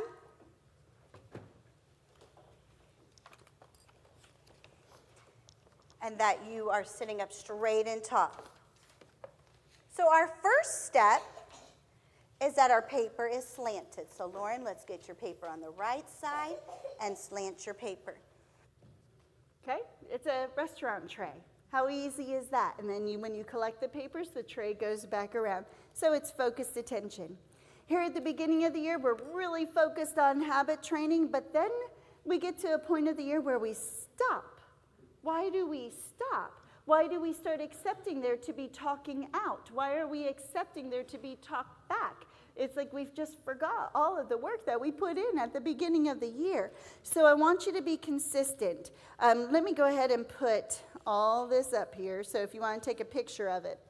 So use your callbacks to capture attention. When I go into a classroom where the students don't know me, I say, 1, 2, 3, look at me.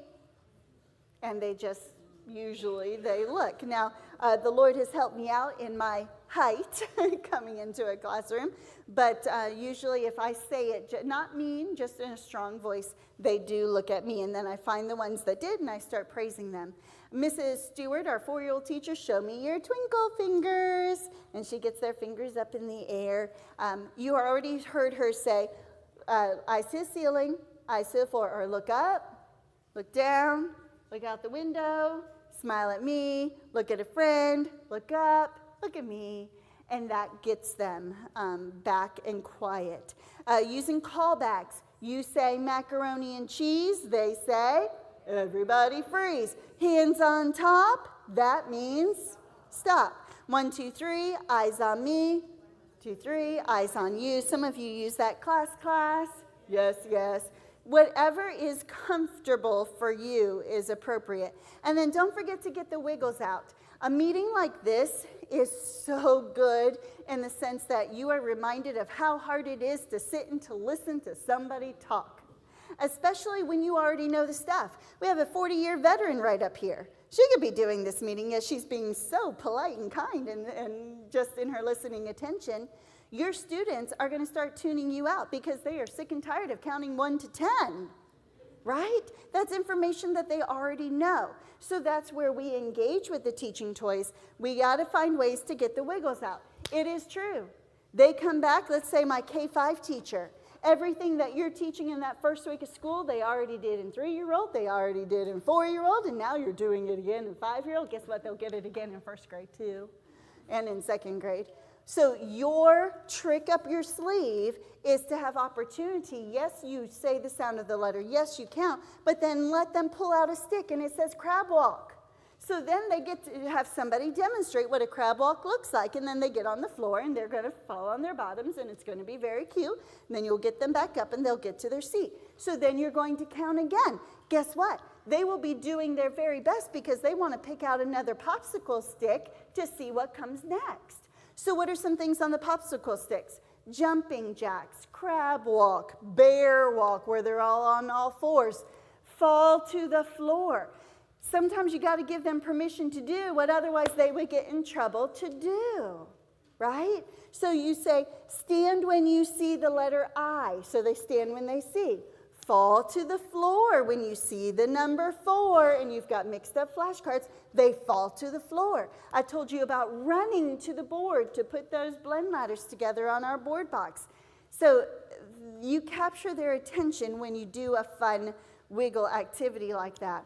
I mentioned to you this poem and finger play book. If you are a preschool kindergarten teacher and you have never seen this in your inventory, take a picture of it because it is an alphabetical order of nursery rhymes, finger plays. In fact, this one for letter O, it is actually several stanzas long. But for the first week of school, all you need to know is open, shut them, give a little clap. Open, shut them, put them in your lap. So don't feel like, oh, there's no way I can memorize this.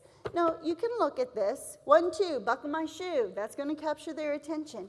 So learn a few. You see all of my tabs. I have so many favorites. That's why they're all tabs here.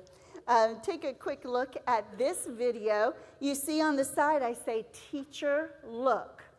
So obviously I'm setting you up to find a discipline problem. But then I'm going to ask you, do you know what the discipline situation was? Let's see. And what do they like to eat? Nuts. Nuts. And so they have to get the nuts and they crack it out of the shell. That's why we say snap, cracky, out it fell. So it's going to fall right out of its shell. Now I want you to listen to the poem. I'm going to do it first and then it's going to be your turn. Are you ready? Watch me. So sit up straight and tall. Open, shut them. Open, shut them. Give your hands one clap. Now put it right here. That way I know for sure you're going to be watching, Mrs. Stewart. Watch me. Are you ready? Watch. Whiskey, frisky, hippity, hop. Oh, my turn. Up he goes to the treetop. Okay, do you see what she did? She had a fantastic teacher look. But just like I did with Angelica, you wait for the child to break it. You never saw the child, but you knew which side of the classroom he sat on, right? Yeah.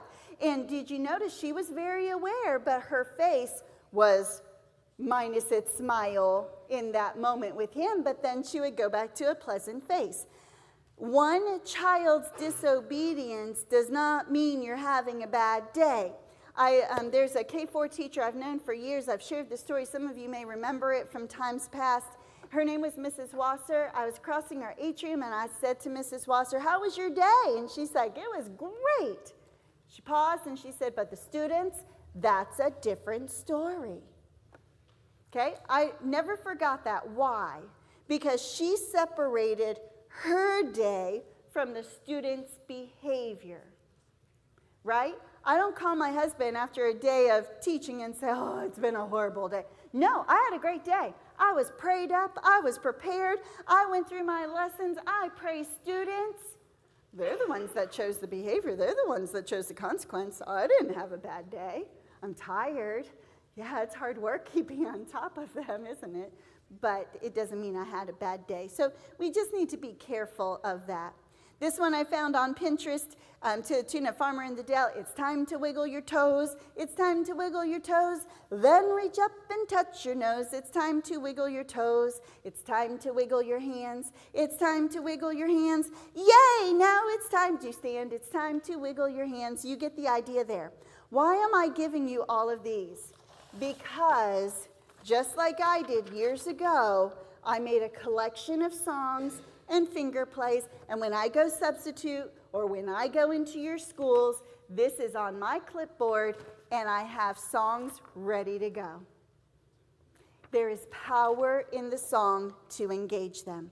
What fun school can be. Do you know Psalm 37?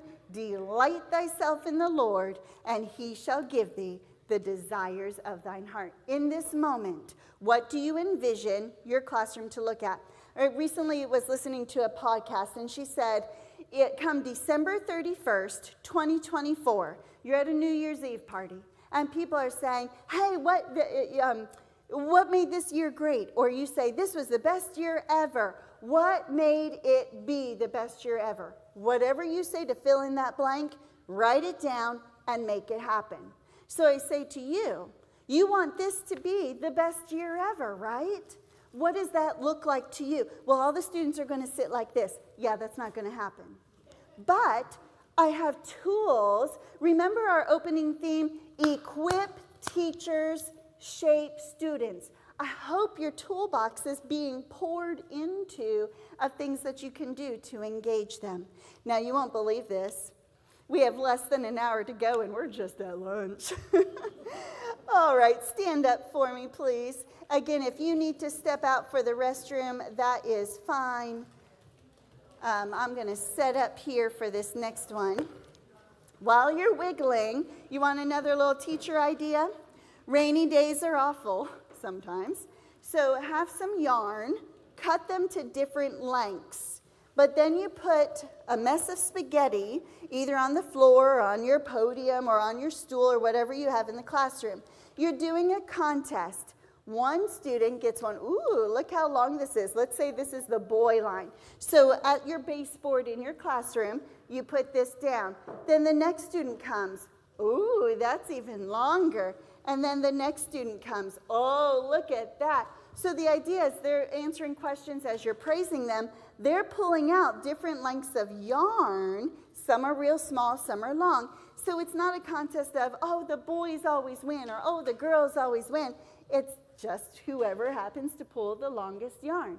So this is great just to stick in your desk, especially on a rainy day, or if you don't have an idea for the day, to pull out your yarn game, and that will really help. Okay. All right, you can sit back down. And my goodness, I do not know what happened to my time today, other than you were my first in-service of the season, so I came all ready to go with, yeah, well, thank you for that. I appreciate that. All right, so now my goal is to make sure that you are ready for numbers. We have language development, skills development, activity time, and kind of just give you overviews there. Does everybody feel confident in how to use the ABeka curriculum, in how to read it, and how to set it up? You feel confident in how to go shopping at Dollar Tree within the budget that your family sets for you. You feel confident that you know how to do the language arts portion of things. Okay, you know that are you working on your own pencil position as you're writing down notes? Are you already mindful of that? By the way, I had one student tell me one time, Miss Wheeler, you tell us to hold it like this, but you hold it like this. It took one comment. I put pencil gripper on every single red pen I had to make sure that I was holding it correctly in front of the students. All right, numbers class, active and engaging. I think you've got the idea here. Now, my 2-year-old teachers, this is your core subject. And in less than an hour left, here you go. All right, so week 7 is when you start. Why? Because 6 weeks you are doing that habit training. You've got 15 minutes of your class. That will go by very fast. So sometimes our teachers look at the curriculum and say, I'm only counting 1 to 5. Yeah, but you're counting it in a lot of different ways. Your goal will be counting 1 to 25 and then concepts of 1 to 10. What's the concept of a number? Being able to see the number 10 and then count out 10 buttons. That's when you know the concept, that you can count out the amount of items that match that number. Okay, my 3-year-old teachers, you start week 3, 2 days a week, 30 minutes. But in that 30 minutes, you are also doing a paper. So again, this is age-appropriate time. Now you're counting 1 to 30, your concepts of 1 to 15. 4-year-old teachers, you start lesson 6. That gives you the first week off. You're not even doing anything with numbers. You're only going to work on that habit training and Bible and some other things like that. 20 minutes, counting to 100. Before and after numbers, after numbers are easy. What are hard for the students? The before numbers. Counting 1 to 20 as well, the concepts. And then addition facts, anything plus 1. So 1 plus 1, 2 plus 1, 3 plus 1, and so on, all the way up to 9 plus 1. Now 5-year-olds, man, if you take that detailed scope and sequence that I told you to find online, and you look at K5, you will see that there's just a handful of black ink and then column after column of red ink. So ages 2 through 4, your main goal is numbers. That's it. Everything and anything to do with numbers. If your students leave your classroom being able to point to a number in order, out of number order, and being able to count objects, then you have done your job. Because a 5-year-old teacher is going to add many more concepts, and if those students don't recognize their numbers, it's going to be harder for them, and you're going to start seeing them track a little bit behind. So we're going to do time, money, calendar, measure, story problems, fractions.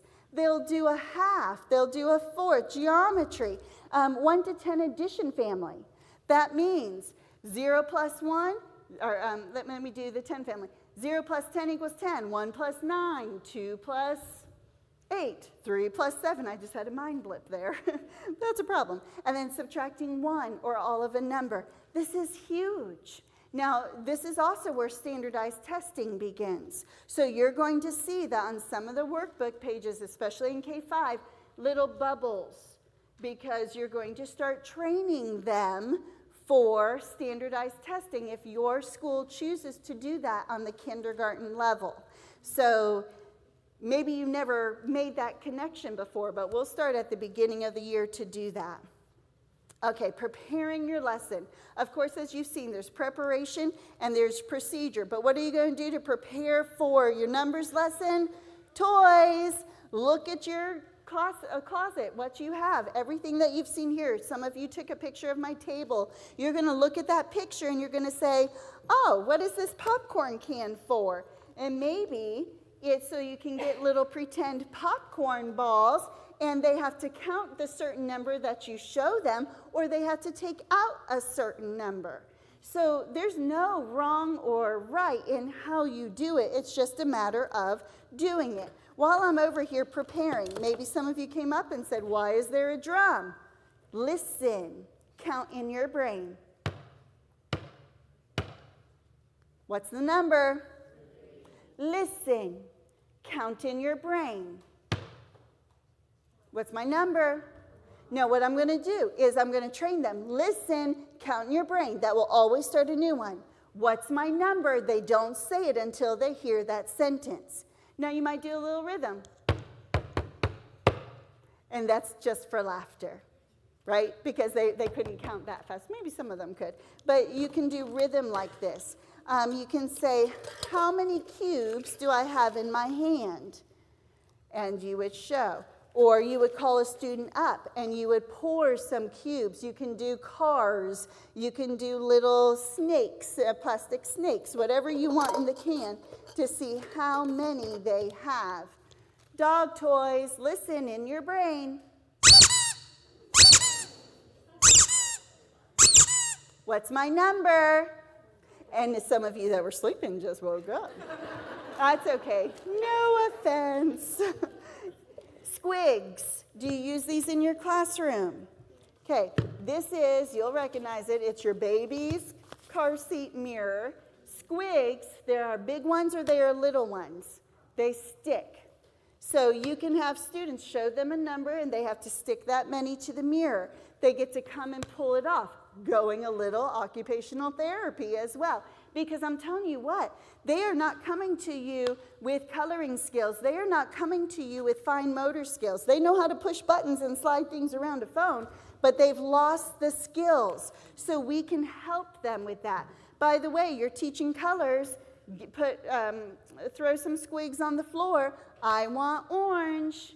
And they have to find an orange one, and they get to stick it. These will stick to metal filing cabinets. They will stick to your windows. You could have them around the room and go on a treasure hunt for certain colors.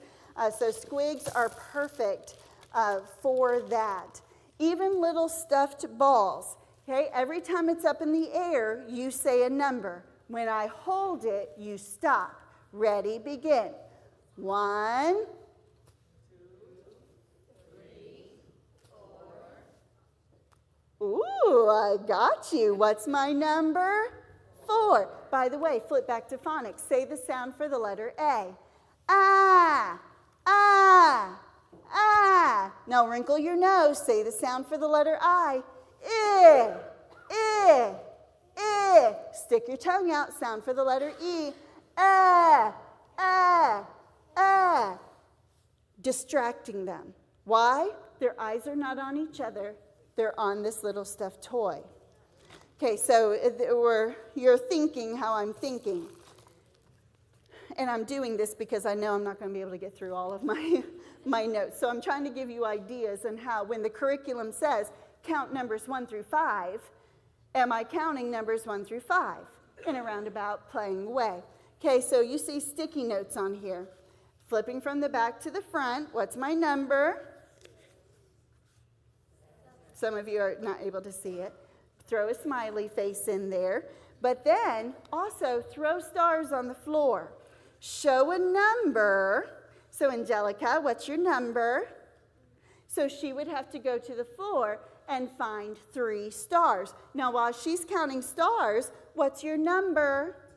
she would come and find 2 stars. So I can have different children coming, and then they have to put their stars on their number. Does that make sense? So that's a fun way of doing Twinkle, Twinkle, Little Stars. Maybe you've been staring at this all day. Everywhere I go, except for the airport, because I have not been able to travel with this, but I take a small pinwheel. You see sticky notes on here. So Hobby Lobby, their end of summer sale, will have these clearanced out for you. They have all different size and colors and things like that. So sticky notes, they get to spin it. They'll stop it. What's your number? 3. Now my K-5 teachers ask the question, what comes after 3? What comes before 3? 2. Now you answered it fast. They won't answer that fast. So you will have your counting chart up on the board. Find the number 3. Now what comes before? Students that struggle with the concept of before, I talk about birthdays. How old were you before you were 3? And they usually get it. So if you talk ages, they will get that. So when you're doing combinations, my 4-year-old teachers, here it stops. What's the number? 4 plus 1. 5. When you're doing, again, before, after, missing numbers, if you have missing numbers up on the board, sometimes I'll do this for points. They can earn points, and we'll just put numbers up on the board, and then I'll add them up and see how many points they got. All right, there we go. You've seen this little blue game up front. I have the matching green one. I show them a number. The number is 2. They get 2 tries to toss, kind of like cornhole, to toss it into the little hole. And then they call the next student, show another number, and they get to come and toss it.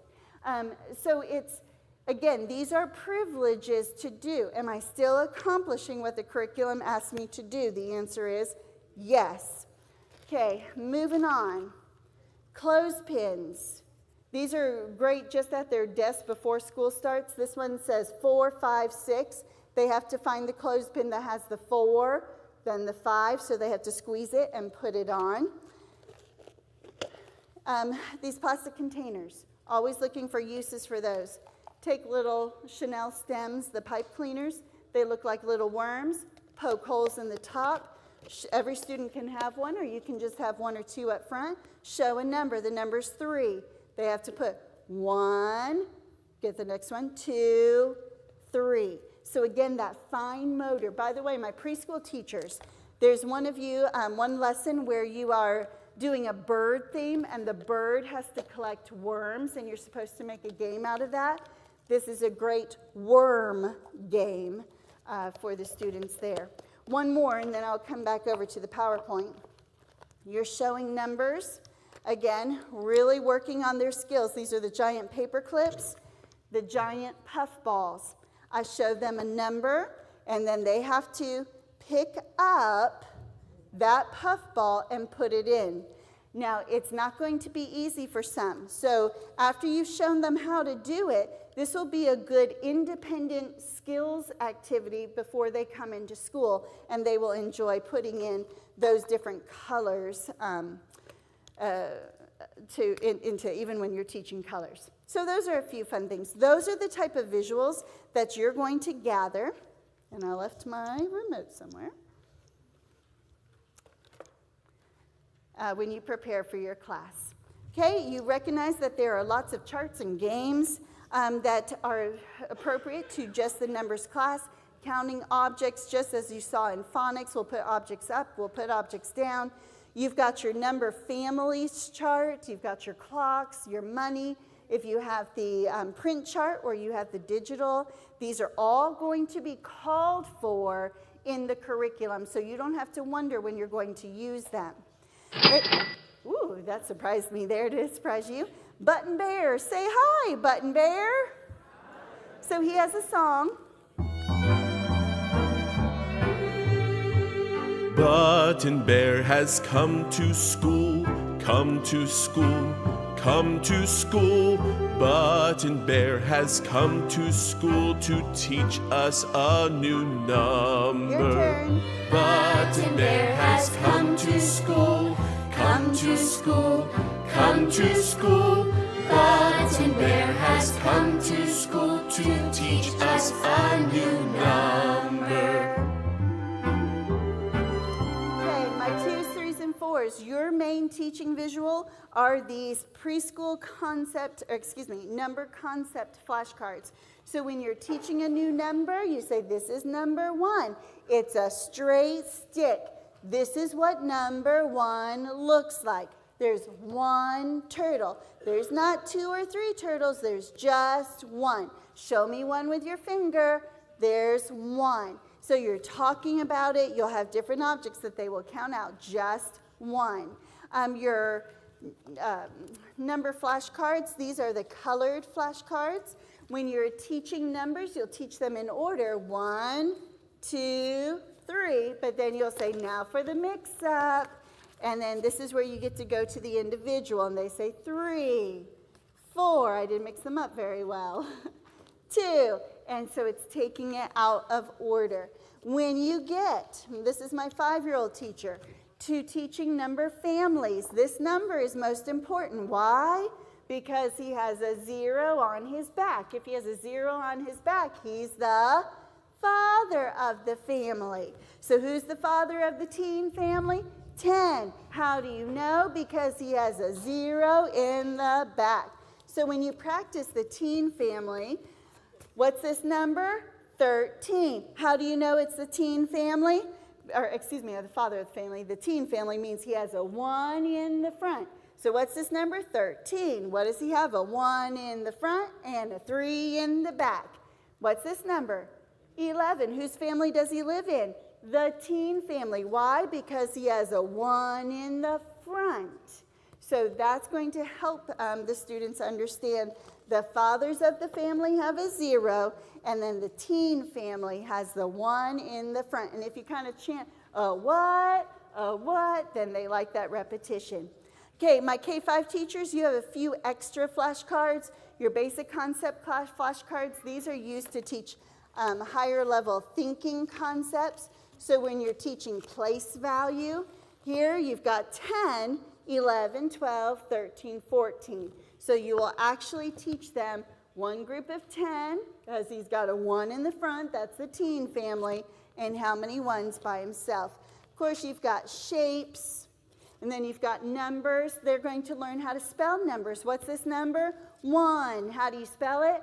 O-N-E, O-N-E. Yeah, there you go. Thank you. And I just had a mind blank. So there's different things that you can find. How about the number 2?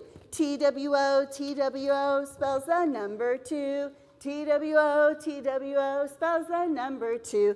Good luck on number 3. I think I heard a teacher do it to bingo, but so your combination dot cards. These are great to teach the concept 0 plus 3. Now, of course, you are going to want to demonstrate. What is 0? 0 is the number that stands for nothing. What's 0? 0 is the number that stands for nothing. I have 0. Plus how many? 3. Have a student count out 3 things. How many do I have altogether? 3. Why? Because 0 plus 3 equals 3. Okay, my 2s, 3s, and 4s teachers. 5-year-old teachers will do this well if you do your job of just teaching number recognition. I shouldn't say just. There's more than just. You are engaging them in the learning process throughout that. When the digits are the same on each side of the card, what is this called? A double. 2 plus 2. They are the same number on each side. We call that a double. What about if I showed you 2 plus 6 and 6 plus 2? What is that called? A twin. They need to learn the terms. So my K-5 teachers, you've got the teen family, the father of the family, you've got doubles, you've got twins. If you're like, oh my goodness, you threw all this at me at phonics with all this, now you're coming at me with arithmetic or numbers. Again, it's in the curriculum. It will help you. I used to do dirty laundry. you, these are stinky socks. And I would call 2 students up. This one, what's your number? A 1. What's your number? A 4. 1 plus 4 equals 5. And then they were holding the cards, and I took them by their fingers, and I spun them around, and then I switched their places. I'm like, washing machine. And then when they switched, 4 plus 1 equals 5. Ooh, you're still stinky. And I'm turning them around and switch places again. 1 plus 4 equals 5. Wait a minute. Your numbers just switch places. Oh, you must be a twin. Ooh, that was weak. You must be a twin because you just switch places. Are you going to do a washing machine in the curriculum? Nope, that's your creative idea. Individual number cards here, 10 sets come in a pack. Your curriculum will spend a lot of time on this. This is for 4-year-old teachers, 5-year-old teachers. And so they have to learn how to put the numbers in order. And then 5-year-old teachers, when they're learning how to put the formation of the teen family, and so on. And then one more set for our 5-year-old teachers. They have a lot of flashcards. Our animal alphabet friends, there's a song on the back here. Over in the meadow where the stream runs free lived an old mother otter, and her little otter's free. And then they can see the combinations. So there's variety as you are teaching the flashcards or the families.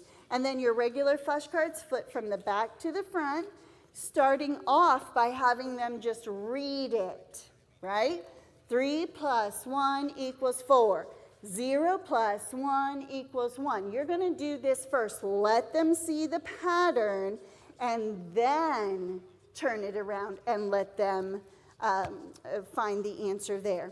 Okay, so as we go through, you've gathered your visuals, you've thought about your motivation. This is a bubblegum day for the number 4. You've got your board work up, you're ready to go. And then you've got your number concept, your number recognition, you're using pointers. There was a gentleman that came in here earlier, and he's like, nope, this wouldn't work for high school. But count. What's my number? 3. Okay, so I'm working on those listening skills as you're listening to the storm outside. So you're stuck in here anyway. All right, here is one of my favorite poems in that preschool finger plays. If you want to jot it down, it's the letter F, where you will find this poem. 1, 2, 3, 4, 5. Class, stand. In our last lesson, we talked about 1, 2, 3, 4, 5. Once we caught a fish alive. Boys and girls watching, did you bring your fishy today? Here we go. 1, 2, 3, 4, 5. Once I caught a fish alive. 6, 7, 8, 9, 10. Then I let him go again. Why did you let him go? Because he bit my finger so. Which finger did he bite? He bit the little one on the right. Give it a kiss. Mwah. Good job. Now, who enjoyed that, the teacher or the students? Both did. All right, so that's a good one for counting. Now, my 2- and 3-year-old teachers, your lesson plan looks like this. But remember, on the 2 days that you teach numbers, you are teaching the exact same concept on both days. The exact same thing. It's just, again, what they know leads to what they want to know. You want them to show off what they know. So in this particular lesson, you're using Button Bear, you're using the number concept flashcards. You're simply counting 1 through 5 and introducing 1 and 2. So that's just a lot of show and tell. Your curriculum lesson plans for 4 and 5, they're labeled there as your warm-up, your review. You never skip that review. For sake of time, let me skip this one. I didn't realize that counting in your brain was so difficult. You know, I started out as a first grade teacher, and my students always knew what counting in your brain meant. I didn't realize that you actually have to teach them what that means. Like, you're not talking, you're counting in your brain. Let's see. Count in your brain. That means that we don't use our lips. They're not going to talk. We're going to count in our brain. How many ladybugs I have? Let's count in our brain. Oh, remember, our brains don't talk. Oh, good. Boys and girls watching, we're being really quiet. They counted in their brain. They already know. Kyla, how many ladybugs do I have? Stand and tell me. 1. 1. Come find me the number 1, Joseph. Which number is number 1? Oh, he found it. Now, Joseph, can you put a circle around the number 1? Let's see if he can do it. Okay, as he's circling, why did she teach them to count in your brain? Silent cheer. Anybody He talking did it. out right now? Double high fives. Look. It was part of Two. habit Way training. to go. I thought I was going to have to do that all by myself, but he got it. Now, count in your brain. Okay, so you get the idea that it's little tricks of the trade like that. Okay, your curriculum will call for a game called number order game. But rare is it, I'm so glad you're nodding your head because you know it's in there, but rare is it that I see teachers do it. If you will do this, even starting as young as 2s, it will really up the thinking process. Tomorrow in our elementary day, we'll hit critical thinking and all that. That doesn't diminish because you haven't heard me say it, doesn't mean you don't do it. For example, critical thinking is taking base knowledge and making application. What is this letter? A B. What does B say? B. What does E say? Put it together. Be. Can you think of a word that starts with be? Bed. Use it in a sentence. I want to be in my bed right now. That whole process is critical thinking. Okay? So you do it naturally when you are asking your questions and teaching the process. So where's critical thinking here? So you've got your flashcards out. Students are recognizing the number. 2, you get to hold the card 2. Here's your 5, here's your 4, here's your 7. Now when I say, now the cards are spread out across the classroom. By the way, many teachers laminate these cards because they are meant to be in the students' hands and they will get all kinds of mess. So if you've got a new set, laminate them. So now the students have all of the cards. Teacher says, number order game. The student who has the number 1 comes up first. Now you are silent. And ultimately, after you've taught them how this works, then the student with the number 2 will come on his own, then the number 3. You have to show them. Usually you will say, who's got number 2? Or what comes after 1? 2. Who's got number 2? So you're training them awareness and number recognition that way. But number order game is done all year long, especially in the 4s. And if you can teach it earlier, that's helpful. There are those board boxes again that we saw on the front of our handout. Number recognition. You'll notice the 2 strips, the green and the purple. That's from a big numbers chart. Now, with your permission of your administrator, you may want to cut that chart into strips. If you do, though, it's cut. And your administrator would have to buy the whole new chart if you didn't want it cut, or if you didn't have, or if you lost one. But some teachers do that. As they introduce families, they add the strips. Now this little boy is hanging laundry. She showed him the number 3. She had made little sweaters for Button Bear, and she wants him to count to 3. He got so interested in hanging laundry that he ended up putting 5 or 6 up there, and she's like, what's our number? 3. And then he kind of laughed at himself because, again, he was more focused with the laundry. I'm like, take a picture of him and send it to his mama. All right. Now, even if this is as far as we go, we're going to get a little further. I'm using every minute. But this is the bulk. You have heard me say, what kind of teacher are you? Show, tell, and do. Okay. If you have not written that down yet, this is where you're going to write it down. Students remember 90% of what they do, only 75% of what they see, and even less, only 20% of what they hear. So if you spend your day just talking. Now, I've been in situations where my suitcase didn't make it. I was flying to a city to do a meeting. None of my suitcases made it. And guess what? You're just listening to me. Yeah, you're not going to remember as much as if I show you these different things and how you can do it. So the same with the students. They always look forward to show and tell, right? They bring in their bear and they say who gave it to them, why they like it, all of these things. And that's what we have to do. you're a teacher of twos. You show them 2 seashells. This is the coolest thing ever. It's the number 2. Let's go on a seashell hunt. So now, this is my fabric. I had another, so I used to make a beach out of this, and I put real seashells on my beach. And then if we're working on the number 2, they'll have a beach bucket, and they get to collect 2 seashells to put in their bucket. Show, tell, and do. Okay, now this other one, this is what I would iron, cut, laminate, and then I had my seashells to put on the back of my one that was my seashell that I mentioned to you earlier today. So these are what the seashells look like. If you have a teenager in the house or someone in the school, you can pay them a nickel a seashell as they cut it out, and they can earn a little bit of extra money that way.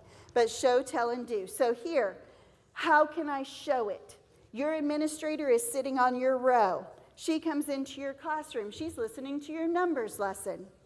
This is the number 2. Look at number 2. It's a funny little letter, or number, the letter, or number 2. You can tell I'm getting tongue-tied. And that's it. What's this number? 2. Did you teach it? No. So in her mind, as she's sitting there, well, you didn't show the number 2.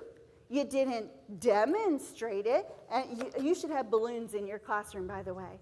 So balloons are going, 2 balloons in the classroom. How can I demonstrate it? Stack 2 balls. How can they practice it? You've got wooden blocks, and they can build a house with 2 blocks. Those are the things that an administrator is going to tell you whether you are teaching or not. Teaching is show, tell, and do. Otherwise, it's just tell, and it's in one ear and out the other. So what was your objective? Teach a number. How can you make it memorable? How can I transition? I'm going fast here.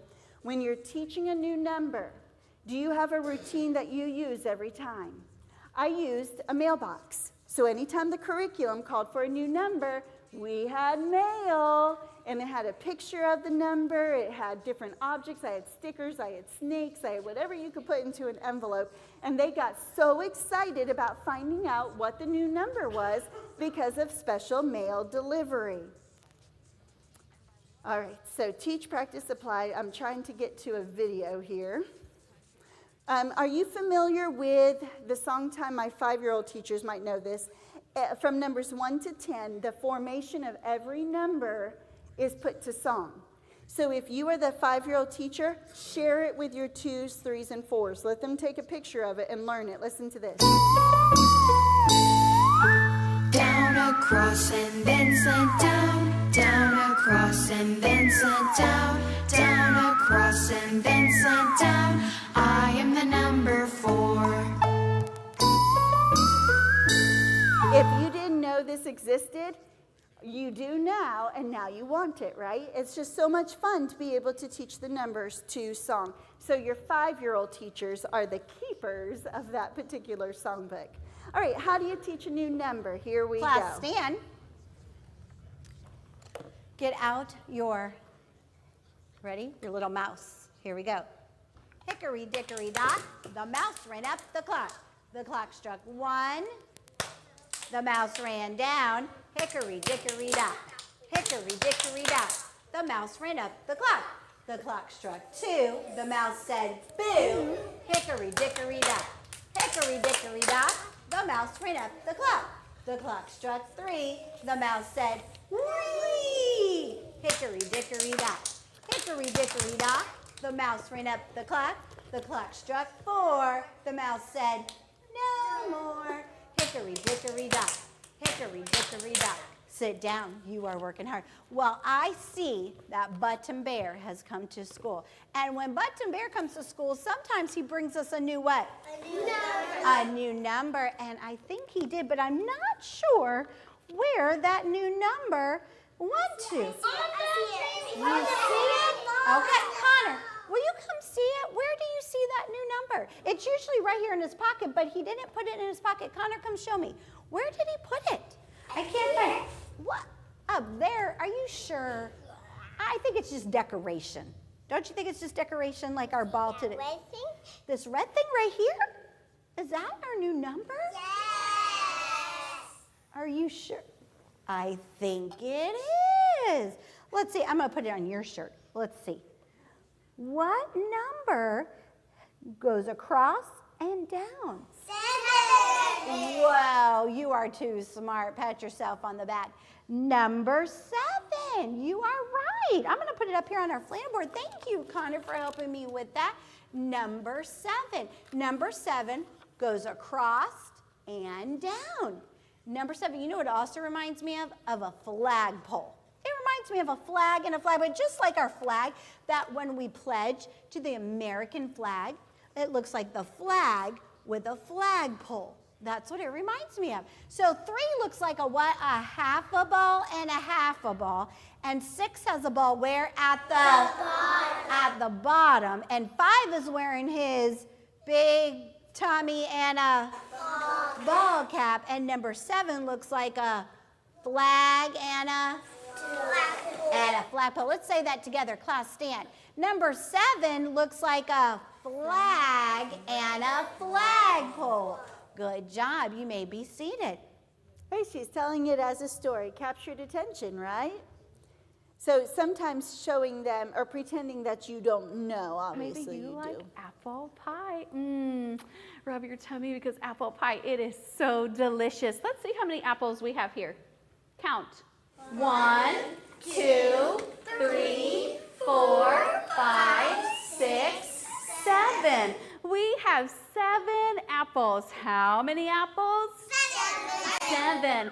You know, I'm going to pick somebody that's dependable from each table. You're going to go to the front and you're going to count out that many blocks. I'm going to show you a number. Let's do this many. How many apples did we have? 7. I would like for Callie. Okay. For sake of time, you get the idea that she's going to have them count out. Now, my K-5 teachers, you step it up. You're teaching the new addition families. Everything that's listed there takes 8 minutes in the curriculum. You don't have to try to figure out what is your pattern to teach an addition family. You just got to do it in order, and that's going to help. So there's a song. You'll use your dot cards. You'll talk about twins and doubles. You'll recite the family. You could say the 6 addition family. 0 plus 6 equals 6. 1 plus 5 equals 6. 2 plus 4 equals 6. So getting a rhythm to go through there. So your curriculum will walk you through that. 6 family. And since you did so well with it, I want you to come right over here with me. You can see that I have these cubes. How many cubes do I have over here? 0. Plus, how many cubes do I have over here? 6. Equal how many cubes altogether? 6. Because 0 plus 6 6 equals 6. Well, what would happen if I took one of these cubes and I put it over there? How many cubes are over here? 1. Plus, how many cubes are here? 5. Equal how many altogether? 6. And she's going to do that through every combination. All right, so as we're finishing up our numbers time, again, your curriculum will encourage you to use poems and finger plays like this one. Rickety, tickety, count with me. How many fingers do you see? 2.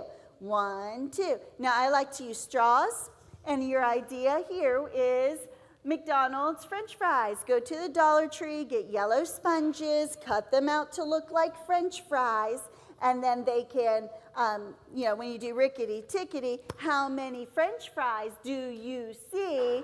You can show the number 3, and they have to put 3 French fries into their cup. So McDonald's used to be very generous with their French fry containers. You could say, I'm a teacher, and I was wondering if I could have however many you need for your class.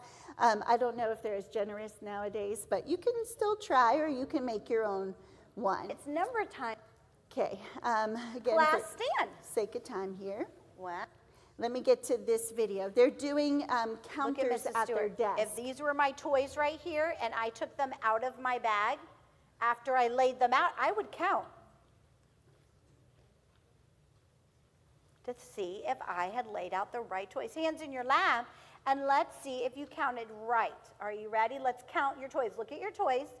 Put Peter, pointer up. Touch your first toy. Here we go. 1, 2, 3. Do you have 3 toys? Let's see. Hands in your lap. I'm going to check this table. Oh, that looks, oh, I didn't say put your toys away. If you put your toys away, then you're trying to be the boss. You're not listening. Okay, trying to be the boss is my favorite line on that video. I was substituting in our K4 class at my church school, and there was a little girl who was trying to tell me what to do, and I called her by name, and I said, "You're trying to be the bossy boss." And that connected with her. So then, fast forward a couple Sundays later, I'm in her children's church class. Mrs. Smith, I'm not being the bossy boss anymore. Like, she remembered that. So, call it what it is if they're, being the bossy boss. All right, written practice. My 2-year-old teachers, you see the simplicity of your page, but you are talking through it. You're having them count the different objects on the page. You're working on coloring. You're making sure that they're holding their crayons correctly. You're talking about everything on that page. I found this poem on Pinterest. Two little hands go clap, clap, clap. 2 little feet go tap, tap, tap. 1 little body turns around and sits quietly down. So just like we talked about with our letters and sounds paper and the penguin, if you can find a poem that goes with the letter, if you can find a poem that goes with the number, that's very helpful. I was very saddened. I was in South Carolina. I was working with a preschool.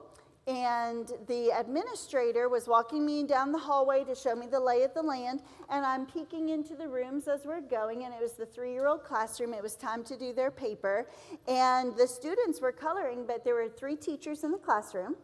Do you know where all 3 were? Sitting at their desk on their cell phones. Papers, it is teaching opportunity. You were asking questions about colors, shapes, you're saying different things. Don't just go to your desk and do your cell phone during this time. When it's time to be interactive with the students, you be interactive with the students. My 4-year-olds, you're just counting recognition. You'll notice on the bottom of the Apple page that there are boxes there. A lot of our teachers make the same color boxes that match their paper so that you can say, put your finger on the blue box, put your finger on the orange box, and then you can go through the numbers that way. My K-5 teachers, look at this page compared to 2s, 3s, and 4s. So if 2s, 3s, and 4s have done your job, this is not difficult for our 5-year-old students.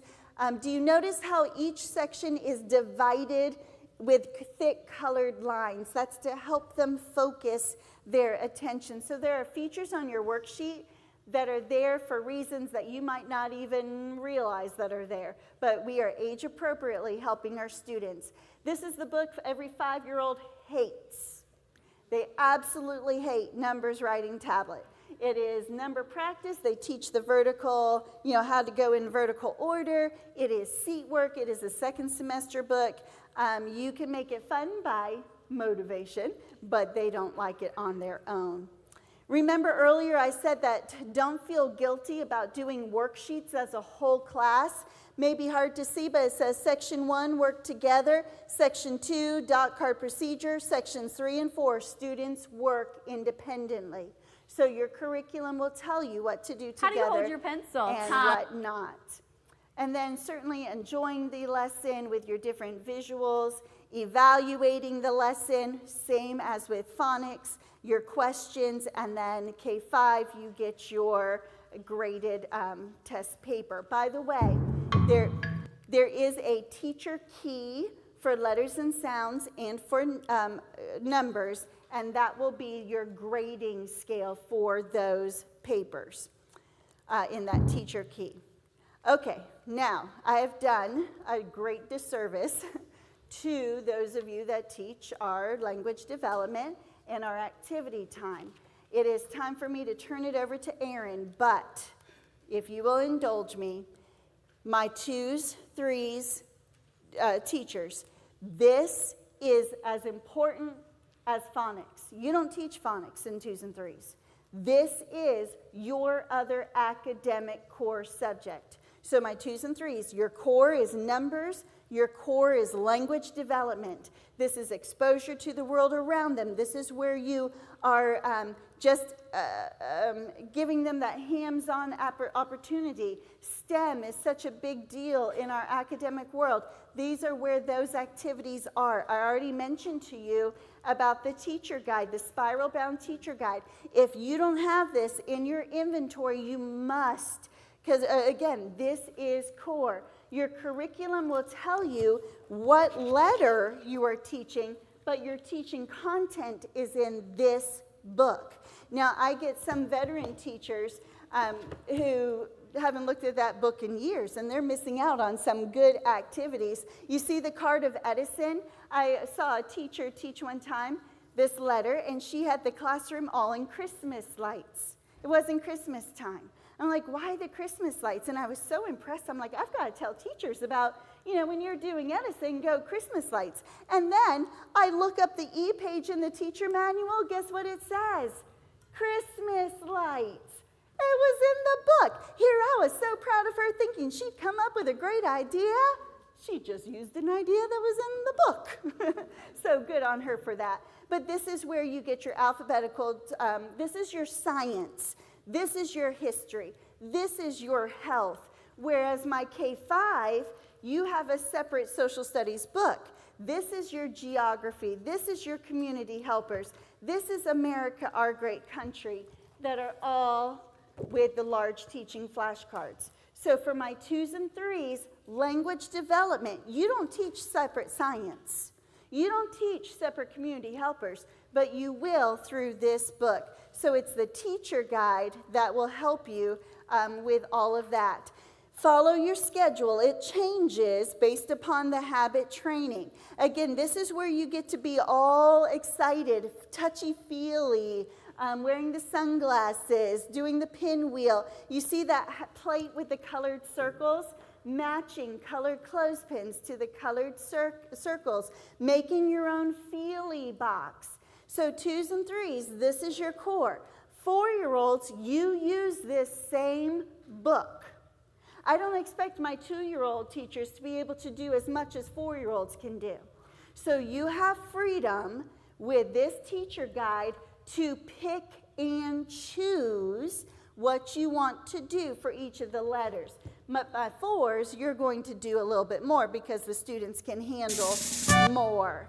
You can pull in different music for that. So this is what it looks like for my 3s and for my 3-year-old teachers specifically. On Monday, in language development time, that's when you read Alexander Alligator's story. Monday's story is not in phonics class. Alexander Alligator's story is your language development lesson on Monday. And then, so you can ask questions. And then the rest of the week, Tuesday you teach about apples. Did you know that there's a hidden star? She's going to show you a star. If you cut it. Oh, there it was. Did you see her cutting the apple? On Wednesday, you'll teach about ants. There's a fun song about ants. On Thursday, you'll do astronauts, hence the astronaut costume. Especially after end of October, you can find a lot of costumes on sale. Those are my 2 little children, and when they were in preschool, they loved language development. Oh my goodness. And then Friday, you teach about Africa. My sister is a missionary in Africa. She's celebrating her 20th year in Africa, 15 years in Uganda, 5 in Botswana. Started schools in both locations using ABeka. Do you know both governments have sent evaluators to her school because she has to do the same country testing that everybody does? Her students rank so far above other students that they came to find out what she's doing. She's been able to teach teachers of the public school in the ABeka system and has been able to get it into the classroom. She's had free reign in the classrooms there at public school, so that's really been exciting. This is what it looks like. So their language development is story, so you're on the floor. Decorate your board. These are ice flows. Those are cotton balls there. And then my 4-year-olds, again, it just tells you what to do, but all that content is in the teacher guide. So when you look at the card, please don't just stand in front of your class and say, well, look, this is an Eskimo, and tell a story. No, show pictures, do a song, do a play, do something that enhances it. Here it is, Christmas tree lights for Let's Have Fun. It's in the manual. And then our language enrichment, this is for K-5. Your curriculum will call for poetry. It'll call for your language enrichment visuals, happy, sad. This is opposites, positions, things like that. You'll do your Bible activity book and different things that the curriculum will call for. And then skills development is how you start the day. In fact, let me just show you this. You remember early this morning I talked to you about brain breaks? So 2-year-olds, after you've done your language development and your numbers, you need a brain break. That's skills development. In 3s, it's before the academics. It's your warm-up of the day. For K4 and K5, it's how you ease them into the day. So your schedule, you'll do story time, you'll role play with the story, you'll act out the story with Amber and Button, you'll sing songs, do music. You get the idea of this is where those fine arts come into that language enrichment. More about poems and finger plays. And there's, if you have 18 to 24 months, we have a book for that. Your arts and crafts. Did you know that there is a classroom management plan in your arts and crafts book? Did you know that?